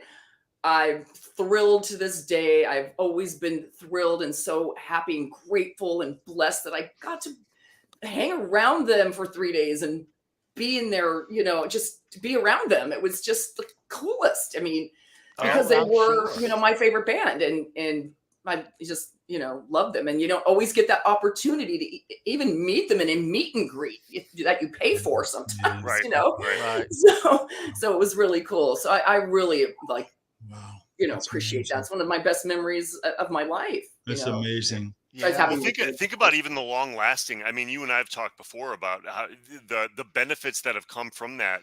Yeah. The spin off, like you have a lifelong friendship with Sebastian Bach and his wife and things like that. Like we've talked about this, you know, like you've been to their parties and had him come around and say, "What are you guys singing?" And you know, you talk some of the stories you've told me about Sebastian Bach, and all these things happen. Okay, I'm sorry. I'm such an interrupter. Please, but every time you bring something up so a few months ago, a mutual friend of ours, it's a really good friend of Suzanne LeBox. Yeah. And she had a birthday, and Suzanne, they came into town because he was getting some stuff, and he's doing some show, you know, back in Vegas, but for TV. Uh-huh. And so she put together a party at the Rainbow Bar and Grill upstairs for her. And oh, sorry. I don't know how to get that to stop happening. But so we do the party, and Sebastian's kind of hanging and stuff like that. And then he went downstairs with Brentwood, his guitarist, and they were eating. You know, they went down to the booth. And I was talking to Suzanne, and she goes, "Oh, I'm going to go check on Sebastian. Come with me." And she takes me by the hand. She's just the coolest chick ever anyway. I love her. And she takes me by the hand. We go down the stairs, and we go to the booth, and it's just Brent, me, Sebastian, and her. And then a girl who's a singer that toured with them came up, and from Kaleido, and you know, eventually other people would come and sit down or whatever. But so it's me, Suzanne, and him, and so I'm in the corner booth like that. So I'm just like looking at him, and he goes, "I just still can't believe you're in Hot for Teacher." Still can't believe you're in Hot for Teacher. And I'm like, yeah, I can't believe it either. And then people would come up and go, like, people either he knew or people that didn't know him but wanted to come up and say hi, you know. Oh, hi, I just wanted to say hi, fist pump, you know. And so somebody came up and was talking, he'd go, "She's in Hot for Teacher." She's in Hot for Teacher. You know? He's such a fan. Like, it's so funny. It's the greatest video. So one of the greatest videos. You know, Laura, you're in one of the biggest videos on the planet. I know. But you know, we talk about that. I love that he's a fan. He's a true fan. He wears his Kiss shirts. He wears his 5150 shorts, you know, and you see it in his videos. I mean, he is a fan. He's got memorabilia everywhere. He was just telling me that he's loves Neil Young too, and he's like collecting all this Neil Young stuff, and he's a true fan, and I love that. Not snobby about it, you know. It's like, wait, did you just say Sebastian Bach is a Neil Young fan? Yes. Yeah, like, not have guessed that. Yes, Needle on the Damage Done. You know, by the way, that's who I was named after. Yeah, really? No joke. No joke. Yeah. My dad didn't take a family name. He named me after Neil Young. I love Excellent. That's just one more thing I can use against you, Neil. That's awesome, brother. Yeah. Write that album down. was so good, and my brother John played guitar, acoustic, and always playing Neil Young stuff, and always making Same me with my sing dad. along. Yeah, I grew up in a household of it too. Cool. You know, the funny thing is, when you're a kid, you rebel against everything your parents like. So I grew up absolutely hating Neil Young and Springsteen and Tom Petty and all this stuff. You know, I just hated it.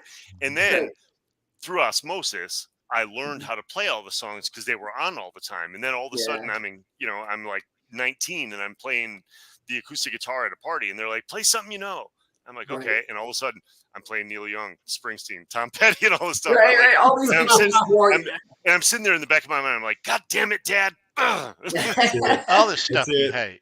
That's it. That's outstanding, man. Yeah. So Lori, the Hot for Teacher video, as iconic as it is, it did really, in Van Halen history, spell the end to the Roth era. You had no idea at the time what was about to happen there? I mean, no. Yeah. No. Yeah. It was so sad because that was such a great video and coming off a string of really great songs and videos. And you feel like, man, they're peaking, you know, and it's like, boom, they're not together anymore. Wow. I remember, and I may have mentioned that because I had some friends sitting around when one of the music video award shows were on, and it literally showed my scene with David Lee Roth, you know, from that video. And I have yet to find it. If there's any sleuths out there that have that or know how to find that, I would just love to see that, because somebody's announcing it, and I don't know if it's video of the year or group of the year or performance. I don't know if it was MTV Music Awards or one of the other shows. And I look and I type in Van Halen Awards, you know, and I just haven't been able to find it, but I would love to see that. So we're not sure of what video award it was. We're not sure if it was an MTV. And it has to be right. I mean, the video was already out because here they are showing my scene with Dave on the big screen in there. It's like, it was so surreal, you know, another like, oh my God, you know. That's so cool, Lori. You know, Neil, your brother. Did you catch that? He's a piece of work, bro. Let me tell you. I'm just Lori, I don't know if you caught that. My brother just jumped in. Oh. And yeah, he was just saying that your video set unrealistic expectations of what high school teachers should look like. So he went into high school thinking they would all look like you, and instead they all look like Charles. Oh. I love you, Ryan. Yeah, right. You know, I have not seen many teachers wearing corsets and carrying whips. No. Hey, I got another crazy question. Whatever happened to Waldo? And who played the adult Waldo? Who was the adult Waldo? You only see him one time? I know, very quickly. I don't know who it was. And I know that when we were, you know, on the show here this last time, on the call sheet, we found his name, David Goner or something like that. And I don't know if any of you ever kind of looked him up and found whether he was the young or old. That was my question. I was going to ask if he was the big or little. I don't know. I think it still remains a mystery. Yeah. It's my friend Lightfield Lewis, who I was telling you about earlier. Yeah. And another question. In the very beginning, and it's black and white, Waldo's his mom is there sending him to school. He's about to get on the bus. The bus. Yeah. Oh God, how cool is that bus scene? Sit down. Yes. You know, I can remember being multiple places and watching MTV in that year. And when that video came on, it was played every half hour on the hour. Oh my God. for what seemed was like in such high rotation, that video. Yes, and it was unbelievable, right? But you see Yeah. the video so many times, it's in your memory. So when I hear the song "Hot for Teacher," I'm doing the video in my mind, the whole thing, Yeah, me almost to the too. second. Me too. Well, plus No, you too, do, Lori. Van Halen at that time had just finished the 1984 tour, and they had already played their last show together. But Right, their I mean, European tour, right? goodness, Yeah. they were they were as big as Van Halen could get. Yeah, They that's what I did was Hot for saying. Teacher. That That that was album just huge, spawned huge. so many good songs and so many great videos, and But it's just crazy, wow. Lori. You were such a part of like the beginning of like the avant-garde storytelling of music videos. This was kind of like Right. the beginning, That is because true. your video was every bit as epic as a Michael Jackson video or something around that time. This was all of a sudden, videos used to be like, up until like 83, they were either like these weird like artsy picture kind of things, like Right, like the French Cars movies. stuff, Yeah, and yeah, stuff like that. Or they were just a band on stage, performance videos. Right. And Remember this, Candio? Remember the video Candio on MTV? Yes. The Cars? Oh yeah. yeah. Mm-hmm. Wow. But this was this epic part of storytelling where you had a scripted scene before the song started. That was so brand new. That was so brand new. You were a part of a change in the way people shot videos. Yeah, it's funny, and I don't know if I had mentioned that before, but I have met several, even now, music video directors, young guys that are working with a lot of great artists. And when they find out that I did Hot for Teacher, they're all like, "Oh my God, that was my inspiration. That's my favorite video. That's my inspiration for becoming a video director. That's what I model everything after." That was, and I love to hear that. And it's like, God, right down the line. I don't care what kind of music videos they're doing or music that's their inspiration, which I think is so cool. Yeah. How much input did Dave have in the actual theatrics of that video? Was it a major? Look, I get a vibe that it was a huge percentage of it. Yeah, he did. We talked about that before, and he was co-director, right? Pardon? Wasn't he co-director of the video? Yeah. Yeah. Hey, Robert. Yeah. So they had the director, and Dave was, doing a lot of it. And somebody just sent me a picture last week of the schoolroom scene, and you see Dave going like this, like like directing a part of it, and like there he is at work doing that. Yeah. And that's why I was saying he was Dave, and he was super nice and he was cool, but he was also being a little bit more serious, because I think he really took on that role, Yeah. He was constantly plotting, like, what's going to happen in each scene, or revising it or something. He was very instinctive about filmmaking. I mean, he really kind of was. He kind of knew, like, even if you go forward into his career, the other videos that he did for his solo projects and stuff, the intros, the weird, wacky scenes, those things. I mean, he was a good visual storyteller. With Dave doing a lot of hands-on and video, did you see Pete also there? What's really funny is somebody asked me that, and I'm like, I don't even remember. Pete had to be there on the set. He had to be his lighting buddy, right? That's what we're talking about? Yeah. Okay. Yeah, but I don't remember him, because he's a talker too, not like Dave. You're in the makeup room, and then they take you to the set, and then you got them, and they're doing lighting, and then you're rehearsing, and then you're eating lunch outside. You know what I mean? Everything's kind of like in a bubble. You're in the makeup room where he's not. So he probably saw him, just didn't know it was him, maybe. Right. Yeah, there was a lot of people on the set. I mean, even just going through the book and of Neil's and looking through, and I'm like, wow, look at all these people. I don't even remember them. I know there was a lot of people around, definitely, but How many kids were in that?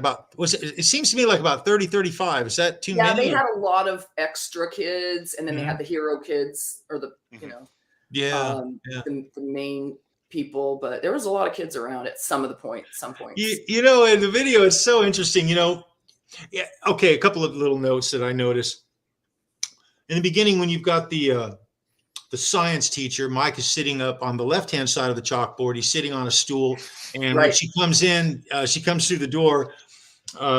He kind of grabs out at her like that. And that's like his kind of cameo in the video. Well, then Eddie does it again. The two boys are sitting together in a classroom. He kind of pushes them apart. Eddie comes in. I never saw one of those really from Alex. You see Alex doing the dancing routines. Right. And he's just as bad as the other two. The only one who can really dance is Dave. Let's just agree on that, okay? And he makes all of them look great. Oh, yeah, because I like that.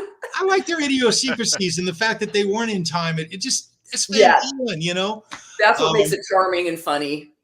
But you don't see Alex, the elusive Alex VanHalen, that much. Yeah, no, you don't. Very much in the background, very quiet. Even in the jail cell scene, you know, the kids are blabbing, Eddie's saying stuff. Well, it's Mike funny, laughing. like you know, you're I was so happy Eddie. when I made a joke and got them all to laugh. I was like, I just made VanHalen laugh. Well, you tell us, really, I did something twice that made them all crack up, and I'm like, you know, yeah. You were quite a sight in those heels with that hair up. Your hair was like this tall. To say that you looked, the word I use is vicious. That's the word, the look that you had was just vicious looking. It was classic, glorious, priceless, like, just as priceless as it gets. Menacing, ominous. Vicious. Yeah. Very cool. Very cool. Definitely tall with those high heels on. Oh my! And my hair. I must have looked 7 feet tall. Mr. Black, what's up, dude? Another thing I really noticed in the video is the way that. Okay, so Eddie has his double. They all have their own double. Yeah. But Dave really.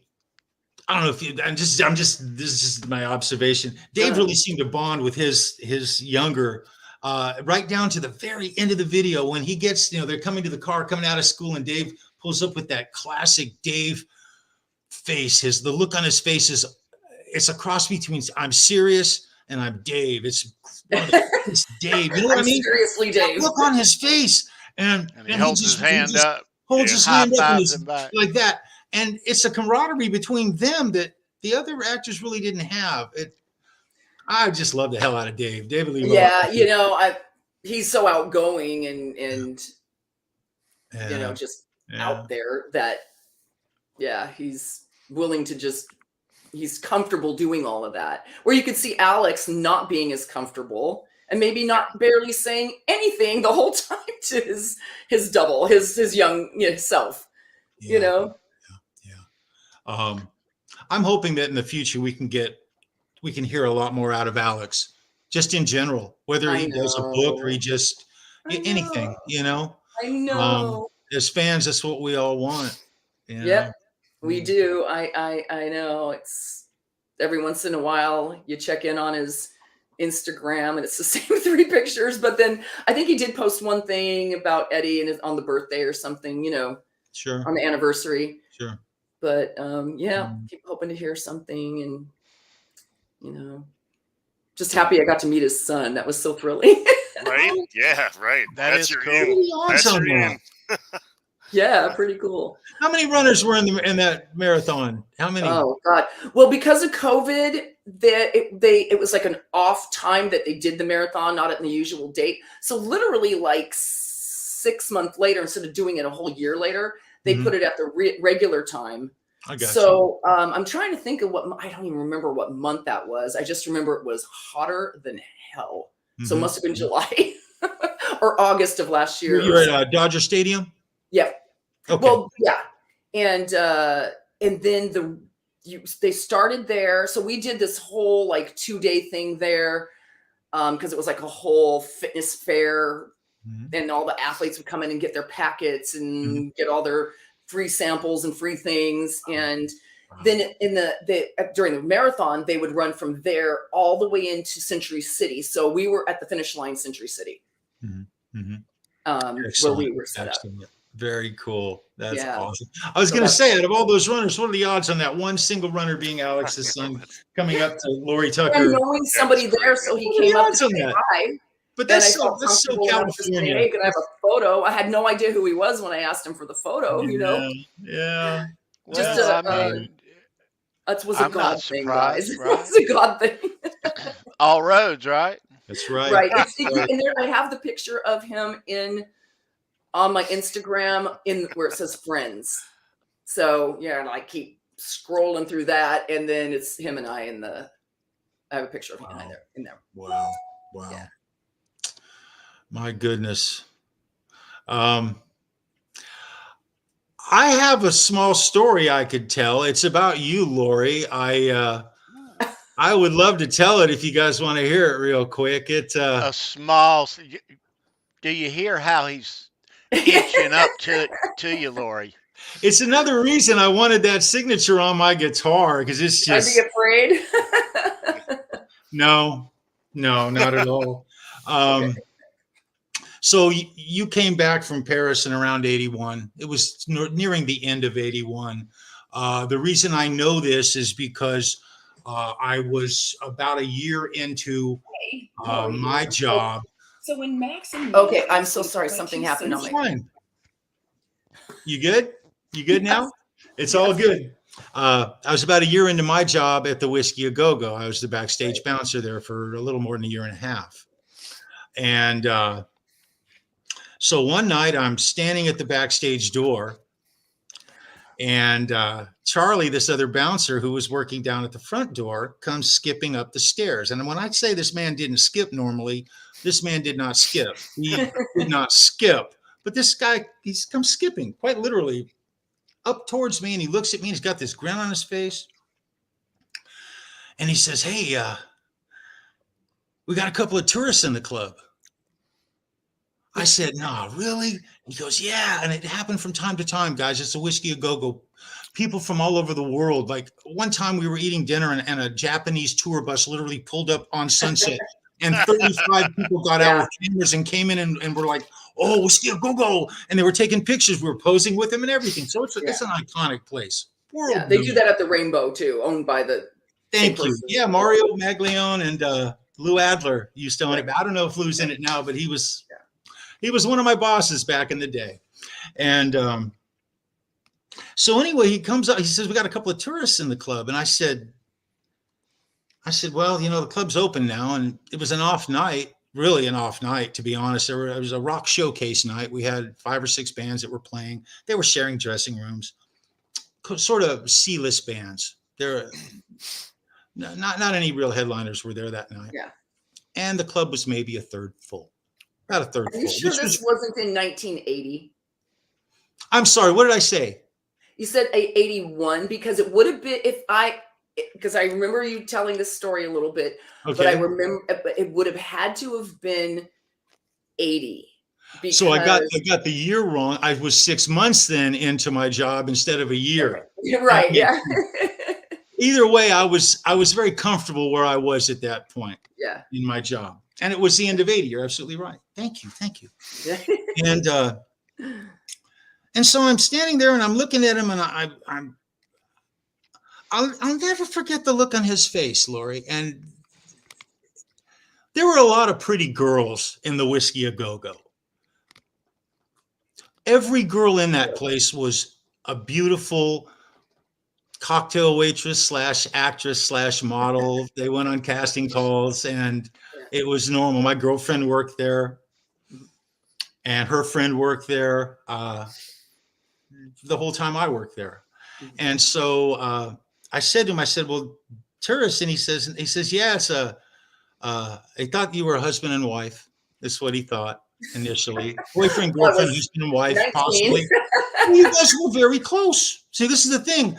I looked at him. I said, Charlie, this place is full of beautiful girls. I said, what are you talking about? He says, well, there's a girl in here, and she looks like the girl next door. And I said, the girl next door? Really? And he goes, yeah. And I said, well, cool, bro. And he says, no, you don't understand. This girl's beautiful. And I laughed at him again, and I said, dude, they're all beautiful here. What are you talking about? You lost his flipping mind, right? And he says, no, you'll see. They'll make their way back here. They're downstairs. They've never been here before. And they're overwhelmed. They're just really loving the place, and they're all excited. He kept saying, you guys were excited. And so he turns around and goes back down. And a couple of minutes later, at the whiskey, when you're upstairs, there's a stairway that comes from lower to upper, and the bar's over to the right. From the bottom bathroom up to the bar. Exactly. Right. And I see these two heads come up the stairs. One's a girl, one's a boy. And at the time, now you're what are you, like 5'11"? Just a little under 6 foot. Okay. I'm a little under 5'11", but I say 5'11", but with any shoe on, 6 feet. Okay. And so I noticed a taller girl coming up the stair, taller than the guy who was with her by a little bit. Okay. But the look on the faces of these two kids was priceless. They get to the top of the stairs and they start spinning around and looking, and they're pointing at the stage and they're pointing at the bar. They're pointing just everywhere. And all of a sudden the girl spins around and looks right at me at the backstage door. And she grabs the arm of the guy and she shakes him, and she's pointing over at the backstage door. And so, and I'm watching the whole thing. I'm just sitting there leaning in the doorway, just watching. And these two kids make their way up. There's like 2-step risers as you come up as you're walking up to get to the backstage. And so as you guys were coming up towards me, and I'm talking about you and your brother, Lori, it was like Indiana Jones in the Temple of Doom, like coming up through into the cave. The look on your face was one of just, and this is what you said. You said, excuse me, is that the backstage? I said, yes, it is. And you got this big guy, she said, oh, can we go back there? Just like that. And Lori, I got to tell you, my normal answer was no. I kept the backstage closed down, but for some weird reason, it was just an off night. There was no real pressures. And I looked at you guys. I said, yeah, go right ahead. And I'll let you go by. And you guys ran up those stairs. You went to the back. I heard you giggling and running around, reading the walls. You guys were up there for a few minutes. Yeah. And you came skipping back down the stairs, and this is what comes out of your mouth. And this is what just blew me away, because when you said this, I had a memory of the story you were telling on the show, because I'd already heard it once before. Mm-hmm. You told me the story 40 years ago, and this is what you said. You said your brother, and I for some reason I remembered his name in the back of my mind as being like a Jack. For some reason, well, Jack. Yeah, I have 6 brothers, but it would either had to be my brother Tommy, who's younger than me, but he's like 6'5". No. Then Jim's 6'3". John's 5'11", 6 foot. Okay. So usually I used to go places with Jim or John. I did with Tommy as well, but maybe like a little. Which brother's 2 years older than you? I have a 5 years older and 3 years younger. 3 years younger. Interesting. But the 3 years younger, I mean, my brother John, and I mean, you wouldn't know, like John and I didn't look 5 years apart, if I was with John, because he was like my big, huge music influence, and then I went to concerts with all my, my James, John, Tommy. Well, he's wearing a Leonard Skinner shirt, and you were wearing. Oh my God, that had to be Tommy. I don't know, maybe. Yeah. You're wearing one of his shirts, and it was Kiss Destroyer, and you're standing there, and you had. I'm skipping ahead a little bit, but I'll tell you, you took the sleeves of that thing and you rolled them up perfectly symmetrical, and you looked at me and you said, "I would cut the sleeves off this and turn it into you cut the bottom off it." Yes. Like I do with all my shirts. Yes, but it doesn't belong to me. It belongs to him. And you pointed at your brother, and he said, "She's not cutting my t-shirt. You're not going to cut my t-shirts up." I used to wear his Bell motorcycle jerseys out dancing because I thought they were cool. Well, you guys were just the cutest brother and sister. Thank you. You told me about your family. I don't have a memory of it. Yeah. I kind of do and I kind of don't. Well, it's the first time you ever. I think you did say that I said I just came back from Europe and I'm so happy to be home. Yes, you had been back less than a week. The beginning of 1980, you know? Yeah. Well, you've been back less than a week. It was the very first time you had already been to Gazzari's, and you didn't enjoy being there. You said that you said it smelled like vomit. I didn't love Gazzari's as much as I did the whiskey, although we had to go there to see our bands here and there. That's right. That's exactly right.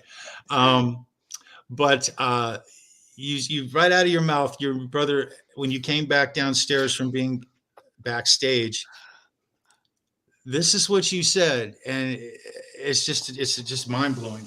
You said, "Yeah, I just got back from Paris," and your brother's over your shoulder and he's nodding as you're speaking. He's like nodding, "Yes, she did. Yes, she did." And you said, "I went there for 1 year to go to modeling school," and so. Well, I didn't go to modeling school. I went there and I modeled. Well, the thing is, you were talking about like everything from Rome, Italy, Paris. You're talking all about Europe. Yeah. Let me ask Lori. So Lori, now Charles is very tall. He's 6'7". No, I'm not that tall. He's very tall. He's 6'6", 6'7". And I'm sure in those days he was muscular and tall. Charles, are you really 6'6"? I'm not that tall, Lori. About almost 6'4", maybe 6'3.5". Okay. I'm getting shorter as I get older. Let's put it that way. In 1980, he was 6'8". No, I was 6'4". 6'3.5". Yeah, he lost 4 inches. But you know, it makes sense though that if you thought my brother was a little shorter or not as tall, if you're that tall, that you may not, you know. So if he was a little bit around more my height, that would have been John, because Tommy's definitely higher. You know. Don doesn't ring a bell. James. I had George, but I never went anywhere with George. Yeah. John. I mean, it could have been It was your first time ever going to the Whiskey A Go-Go. The very first time you ever went there is when it would be. And you had literally within 1 week gotten back. It was the first night you had gotten out clubbing. You said that you had been dying to go. You were talking. It was interesting because I kept asking you questions. You were the first person I had ever met who had the sheer nerve to pick up from their family and go to the other side of the world. And so I asked you, I said, "You went to Paris?" And you were like, "Yeah." I said, "Paris, France." And you were like, "Yes." And I said, Paris, Texas. You're going to be a model? A model? And you were like, "Yes." That's so funny. You remember this. It's just amazing. Well, the thing about it is it amazes me a little bit too, Lori. Well, he's got his facts straight, and I'll tell you why he does, because when he had this aha moment after hearing your story, it about knocked him down, and he's told us too much matches up to, he's told us this story a few times, so he's been waiting on this opportunity. When I look at you, Lori, I see an 18, 19-year-old girl. I saw you at that age. I just turned 19 when I came home, and like I said, it had to be Tommy or John, because that's who or James. I could have been James, but James you would have recognized because but possibly John.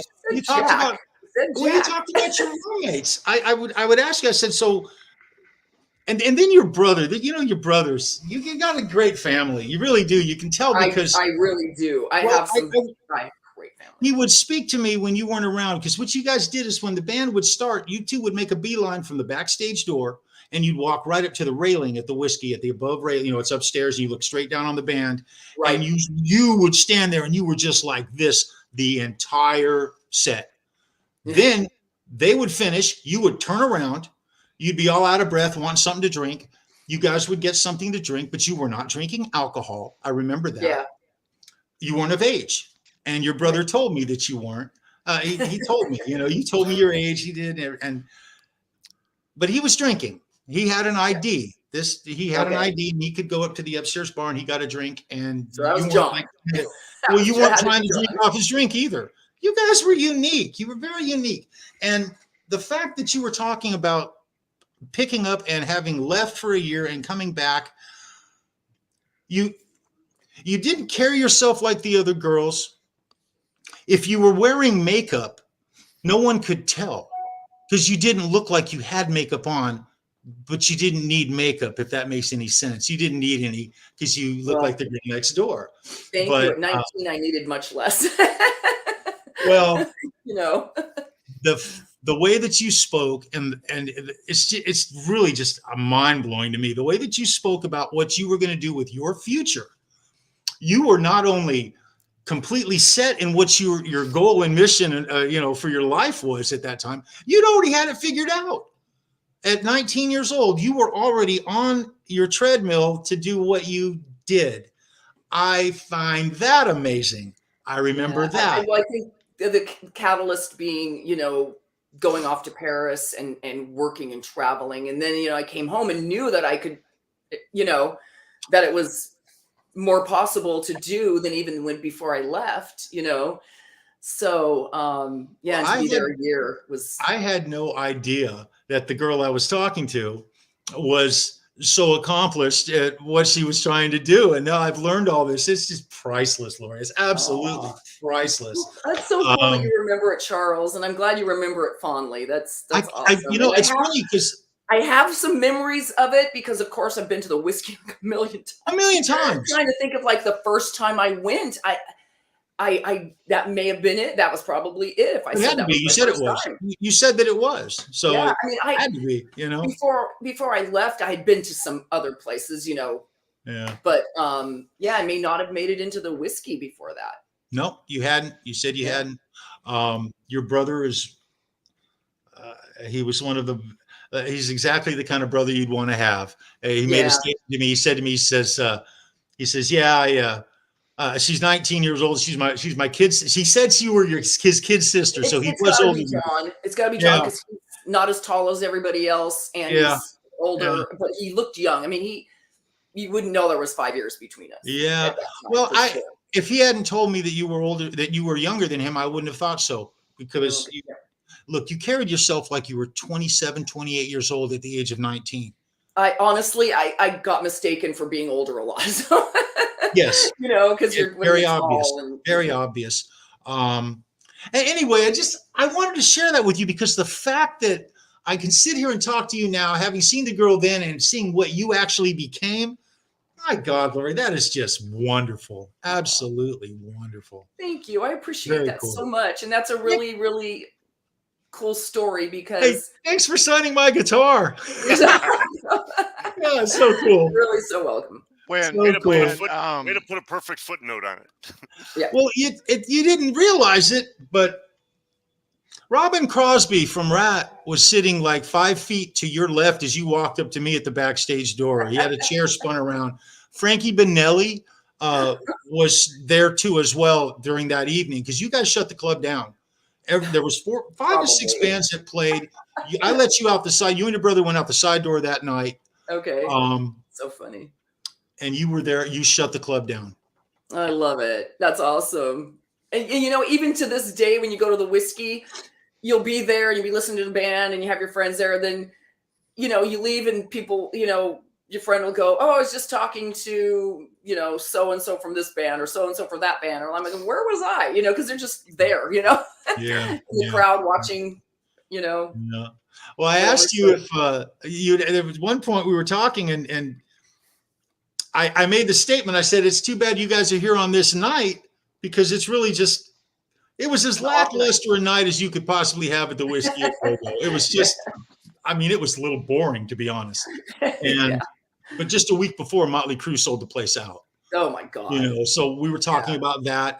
You had heard of Motley Crue at that time. You had actually heard of them. Very cool. I want to find this scrapbook that I had that I did when I was 13, 14, 15. I think 15. I was 17. I was putting some stuff in it. Started around 14, I guess. And I would go to this place called the Teen Center in the Valley, and they had bands play, which was really cool. And there was like a lot of different bands. And I remember having some of the flyers that I have stuck in there. And I have this memory of a group, I thought it was called Ropo Ash or something like that. And this guy just looks like David Lee Roth. I'm sure it wasn't him, but I'm like, I'm curious to go back and look at these people and see if they ever became anybody, you know? Oh yeah. Sure.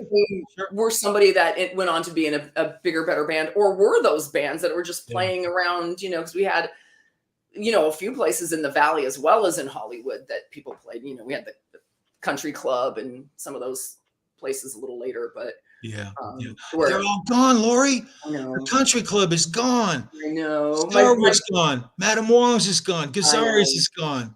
I know. FM station. You know, I'm so happy my FM brother station, is just like, I call him Hagrid because he's the keeper of the Valley in LA. And it's so cool. He's the one that has that really cool Valley Relics Museum I've told you about. And with, you know, he's got the Palomino signs. He's got everything in there from music, movie memorabilia, BMX stuff. He's got the van from Fast Times at Ridgemont High now, the original one from Skinner Classics. Oh wow. And you know, it's just so nice to go in there and go, oh, I used to live here, you know, because it's all the stuff that's gone. And it was so amazing. About a week and a half ago, the city of Los Angeles and District 12 in the Valley, what's his name? His last name's Lee, Councilman Lee, not Congressman Lee. Okay. They came and they gave him a party where they honored him. It was in the museum. And they gave him a big thing and made a declaration that October 26th was Tommy Gelinas Day in Los Angeles. Wow. Now, which is that a huge is deal. Really an That's honor. how much he's like preserved everything, you know, preserved music memorabilia. He's got stuff from Wolf and Rissmiller that, you know, he's got Ronnie James Dio Estates has donated because Ronnie lived in there. He's got at home, he's got Ronnie James Dio's Malibu Grand Prix, which was a go-kart place in Northridge, across from the mall. He's got his driver's license, Ronnie James Dio's driver's license. Oh my God. And he's like, Ronnie's there, his sign, his little name. And he's just so much cool stuff. And people just keep donating, and he does do some purchases, obviously. And it's in 2 airplane hangars at the Van Nuys Airport. And he needs about 10 airplane hangars to really put everything he's got, because he's got Toys R Us signs from, you know, the Toys R Us in the Valley. He's got it just so many cool things, but I thought that was so amazing that they made it his day for. That's such an honor. Preserving things, but he's got pictures of the country club and, you know, the really old pictures of it in things in there as well, which is kind of sparked that memory. But yeah, it's nice. Somebody's saving our stuff. I don't know if you remember Neil or Charles. Charles, do you remember at the Tower Records on Sunset that they had that Tubes, the cover of the Tubes album with the lips and lipstick or whatever it was, or no, their name in the red looked like lipstick. Yeah. That was there for years. I mean, it was like just a staple in front of that store. Yes, it was. Yes, it was. Like, yeah, and my brother has that.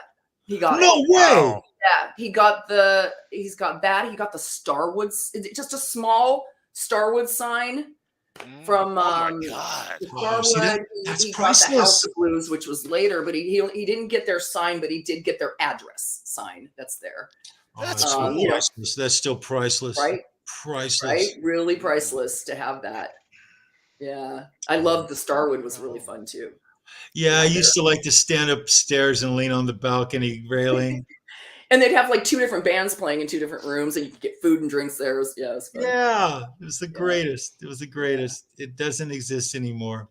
Yeah. Well, I heard something that the owners of the Roxy and the Rainbow are opening a jazz club. Did somebody hear this? Yeah. That's what my brother said that he and his wife had come in, and I guess Tommy, I don't know where the building is. So one of the signs Tommy got off a building in Hollywood, or, you know, West Hollywood, there were the big brackets, and they have these people that come and remove the sign with a crane and everything. and they leave the brackets. And so the sign gets taken, and Tommy gets them refurbished if the neons need to be refurbished or the sign needs to be refurbished.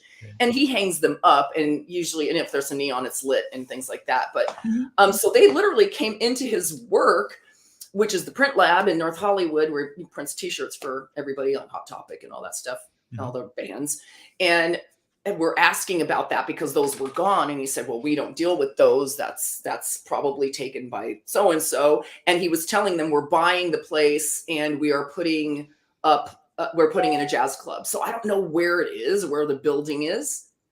But I was just talking to my friend last night because we were at a show last night on Sunset, and just curious as to where it is. I have to ask my brother. He'll know. It's, you know, it's kind of weird because when you hear about a jazz club, you do not think whiskey. No, absolutely not. You go to the Potato, right? Where you go if you want to hear jazz, right? Yeah. Right. What's the music like now at like the Roxy?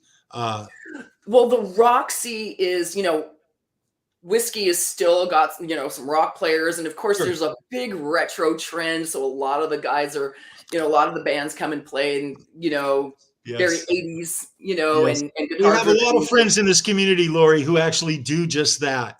Yeah. Anyway, yeah.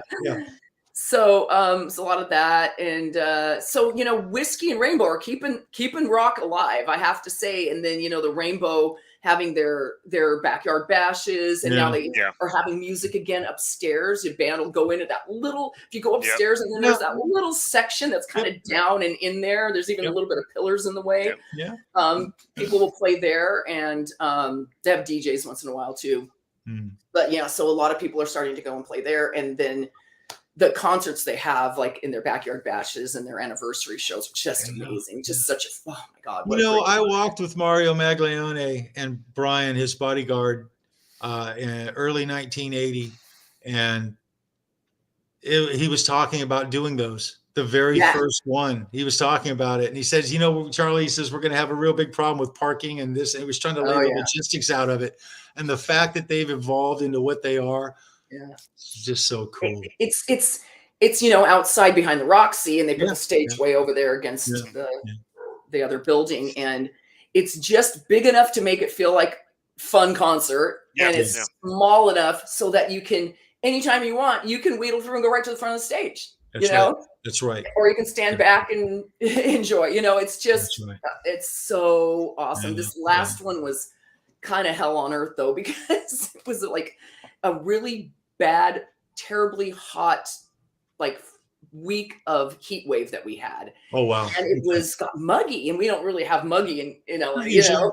Oh. And a friend of mine from Chicago, Diane, had come in, and, you know, she came in basically for that purpose. And Lita Ford was headlining. John Five played. Enough's Enough. My friend from Band Inc., Crispy Borrell, and a couple others. And so we would our group got there at like 12:45 in the afternoon, right before 1, because the general manager said, if you want a table, you guys got to get here. So we got there and got our table in the shade. Luckily, it was still hot. And then we would go out and watch the band a little bit and come back and drink water, not to faint or have heat stroke. And there were people standing in line down the street in that heat. You know, it was just until the sun went down. It was really torture. But it can be rough. It can be really rough. Still worth it. You know, I mean, the price we pay. You know, hey, but it was always such a blast. But Holly Lewis in the chat wanted to ask you a question. Hi, Holly. I'm just gonna read this to you. It says, can you ask Lori if she still has the red sequin tube top from the Hot for Teacher video? Oh no, Holly. They didn't let us keep the wardrobe. So, I mean, sometimes when a wardrobe person would get everything, they would give you an option to buy it at like 50% the cost or something. But I think because that was my first music video, I'd done some commercials already and I've been modeling a long time, but I think it's because like my first music video, I didn't even ask to use that. But the funny thing was when I did the Roger Waters video, I was wearing this top. And she goes, you know, I really like this top, the wardrobe person when we had the fitting. And then she gave me the, you know, the tight skin tight pants with the lace up. I had wearing my own shirt. Did you get a wardrobe bump for that on your paycheck then? Yeah. And then I said, I want to buy these pants. But during the shoot, she came up to me and she cut the material out of the back of the lace up so you could see my butt crack. So after she did that, I'm like, I don't want those anymore. You don't want them. I don't wear them in real life. Oh my goodness. So no, Holly, yeah, I didn't get to keep any of that stuff. Not even the shoes, the wig, the whip. You know. Oh. So yeah, didn't get to. But I remember we were done shooting. Each day I would just like rip that thing. They would take the thing out of my hair, and I remember just like doing like this with my hair to get it back to normal, you know, and putting my regular clothes on. I had so much makeup on. I remember, you know, going out to my car and just feeling like, because, you know, I had so, you know, a big bustier and the, you know, the fishnets. It's amazing how they can transform you. It was like I had this whole other person with me that I could just like shed. But I do remember one of the times I was, you know, going to the parking lot and Dave was there and he walked me to my car. Oh, you know, it was really nice. Yeah, there were other people around here and there, but he walked me all the way to my car. We were talking. Don't even remember what we said to each other. Like, he was like, oh, you know, thanks for the day or whatever, and see you tomorrow. And lunch was great. You know, I don't know. Right. But I you know, I just remembered that. It's so funny. And talking about it and talking about it and talking about it, other memories pop up. And I had totally forgotten about that. He walked me to my car. That's very cool.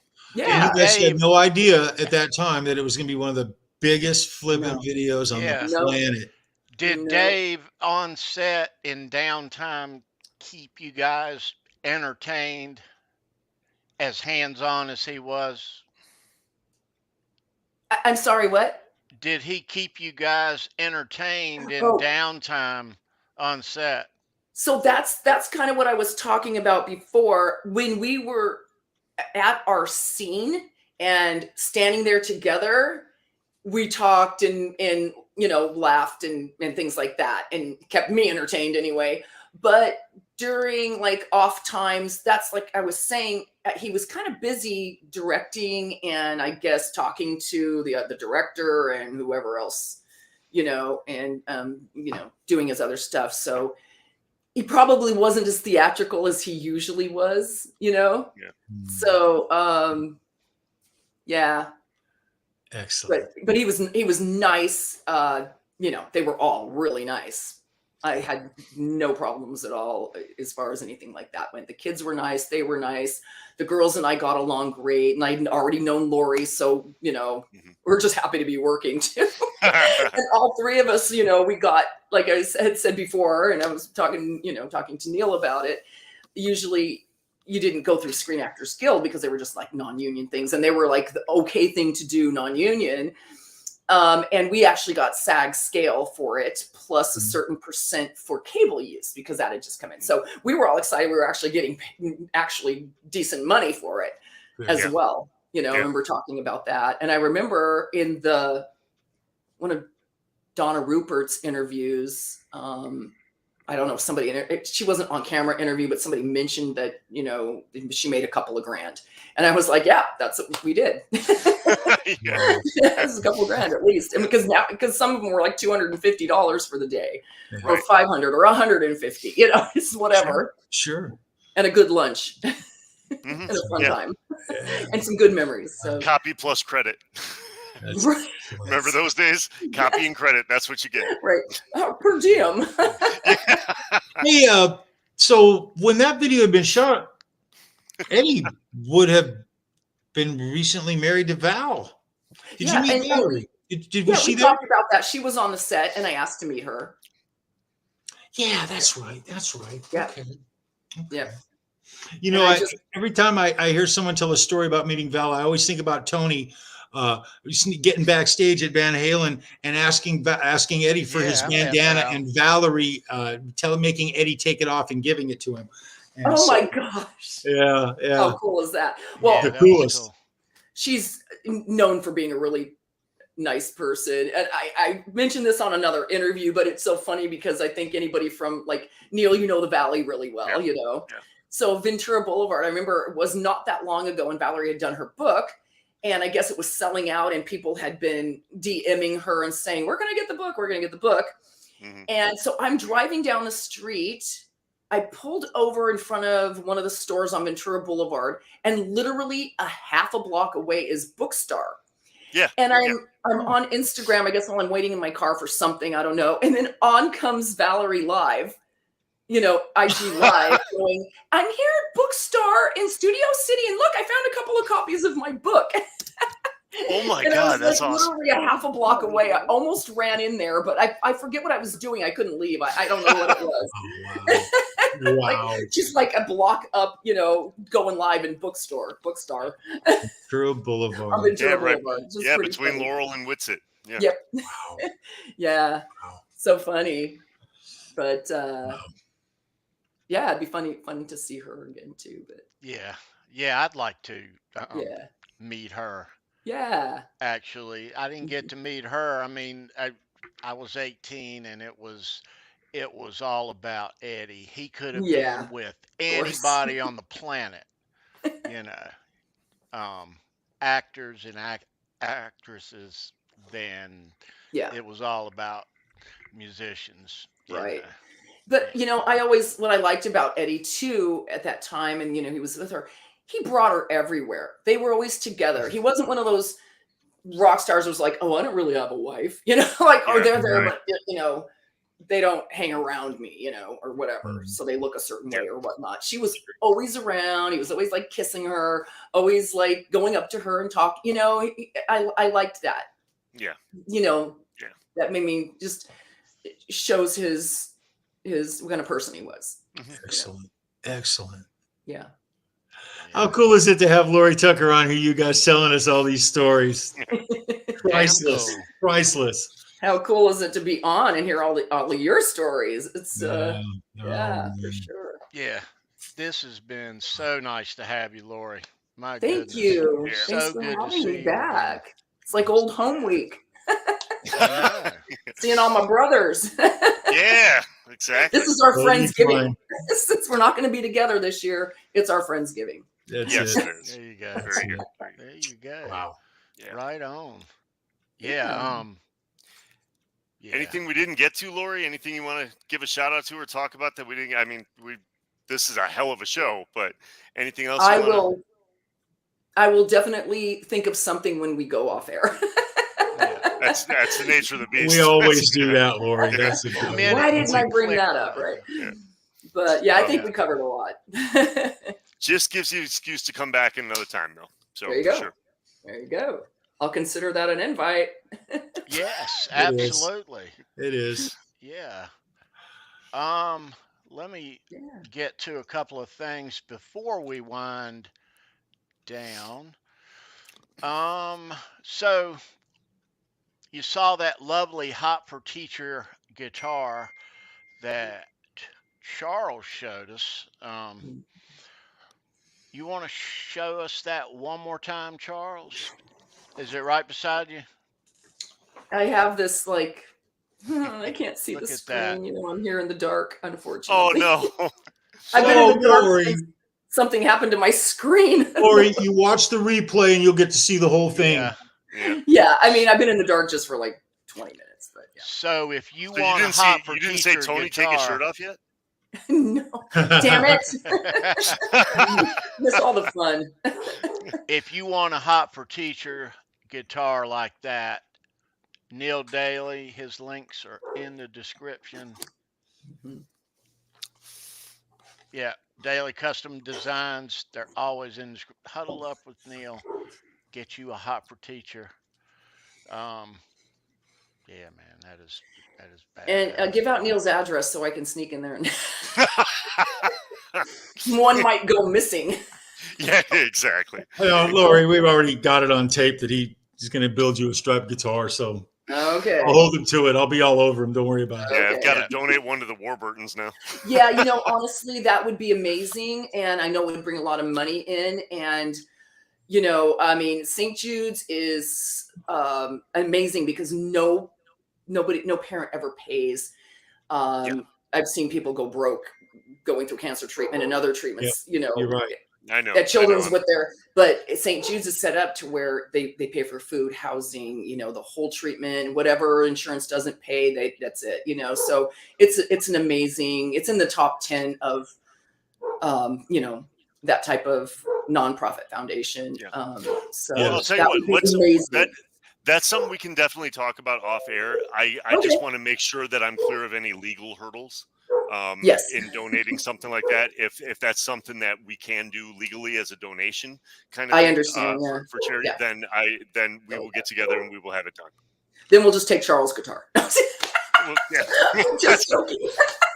I don't think he's ever letting go of that. If you're building, his kids won't let him. If you're building a guitar for St. Jude's, Neil, I want in on it.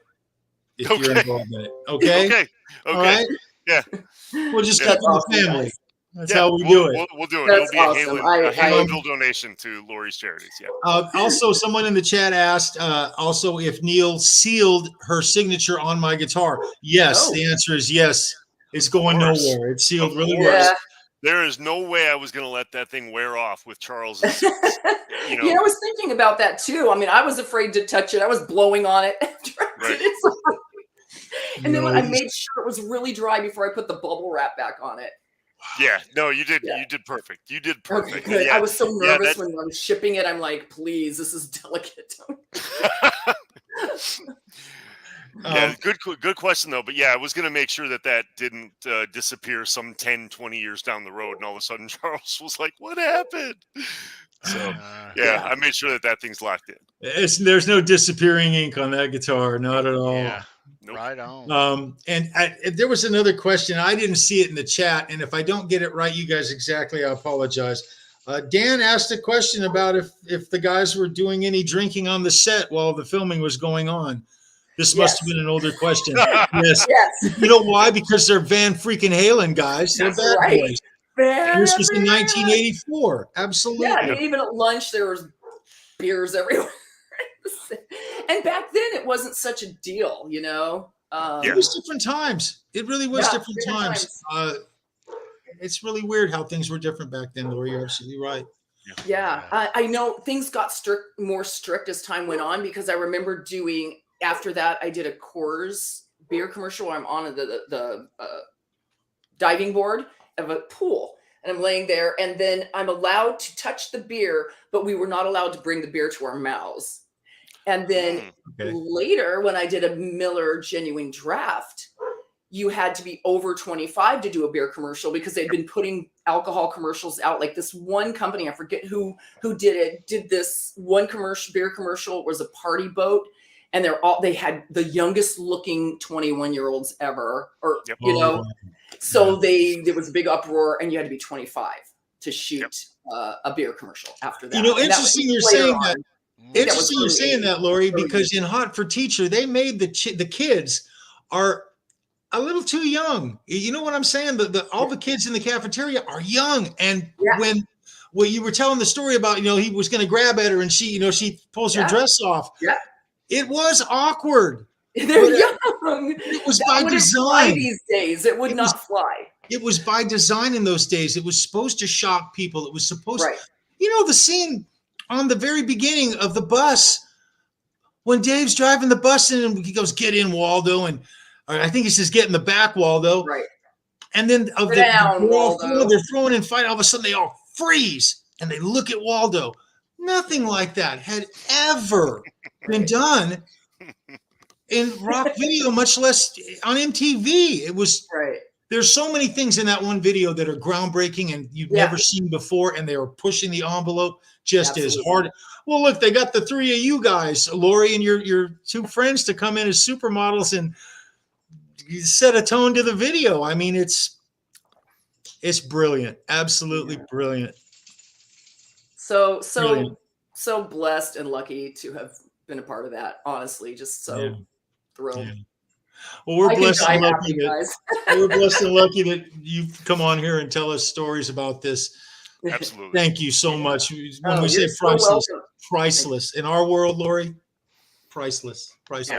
I'm so glad. It is. Yeah. I love our community, and I'm happy to be here. And thank you for having me. Yeah. Appreciate it. Absolutely. Thanks for being Anytime. here. This has been awesome. Yep. Thank you. Thank you. All right. So let's see where. All right. So one more thing here. This Saturday on the other show, Show Me Your Pick, we're going to be celebrating some famous YouTubers, showing a lot of guitar picks from a lot of YouTube personalities who we all know. That'd be very cool. Yeah, and some who you forgot you knew. Yeah, including Dave Nesdahl and a whole bunch of his picks. Rest in peace, Dave Nesdahl. But yeah, we'll convene Saturday here on the channel. Show Me Your Pick, 9 o'clock Saturday. And we will be back here next Wednesday for all things Van Halen, Halenville Live. And hope you guys had a happy Halloween. Yes. Yes. Yeah, we certainly did. Yeah. You rock, Keith. You rock, brother. That is good, man. Not bad. So Not bad. Keith and me videoed him getting in the Eat 'em and Smile makeup for the first time. So that's on the channel too. So check it out. Took a little longer than he thought, but it was super fun. Yeah. And he nailed it too. Yep. He did. Even the body art. Yep. Yeah. All right, kids. I have to watch the reveal video too, because it was kind of a difficult time and I didn't get a chance to do that. I have to do that. Check it out, Lori. It's really cool. Definitely. It's really cool. I gotta get caught up as well. So all right, guys. Lori, thank you so much for being here, ma'am. Always a pleasure. Ladies and gentlemen, Lori Tucker. Thank you, Lori. It's my pleasure. Lori. Thank you. Thank you, Lori. We love you. Thank you for having me. Thank you, guys. Yep. Very cool. All right. So we'll be back here next Wednesday for Neil and Charles and Sandra and Brendan and everyone here. Thanks for hanging out. Leave a thumbs up on the video. Subscribe here if you're not already. Check to make sure you are. Thank you for that. And thanks for your support around here. We dig you. We'll see you next Wednesday right here. Any last words there, Charles Green? Hey, guys, just don't forget, this is Halenville. Around here, it doesn't matter if you go north, south, east, or west. Every single road is going to lead you straight to Van Halen, you guys. You be well. Have an awesome week. Do something nice for somebody for no reason whatsoever. Yeah. And rock on, you guys. And thank you, Lori. Thank you. Bye, guys. So good to talk to you. Be good. Good night, everybody. Night.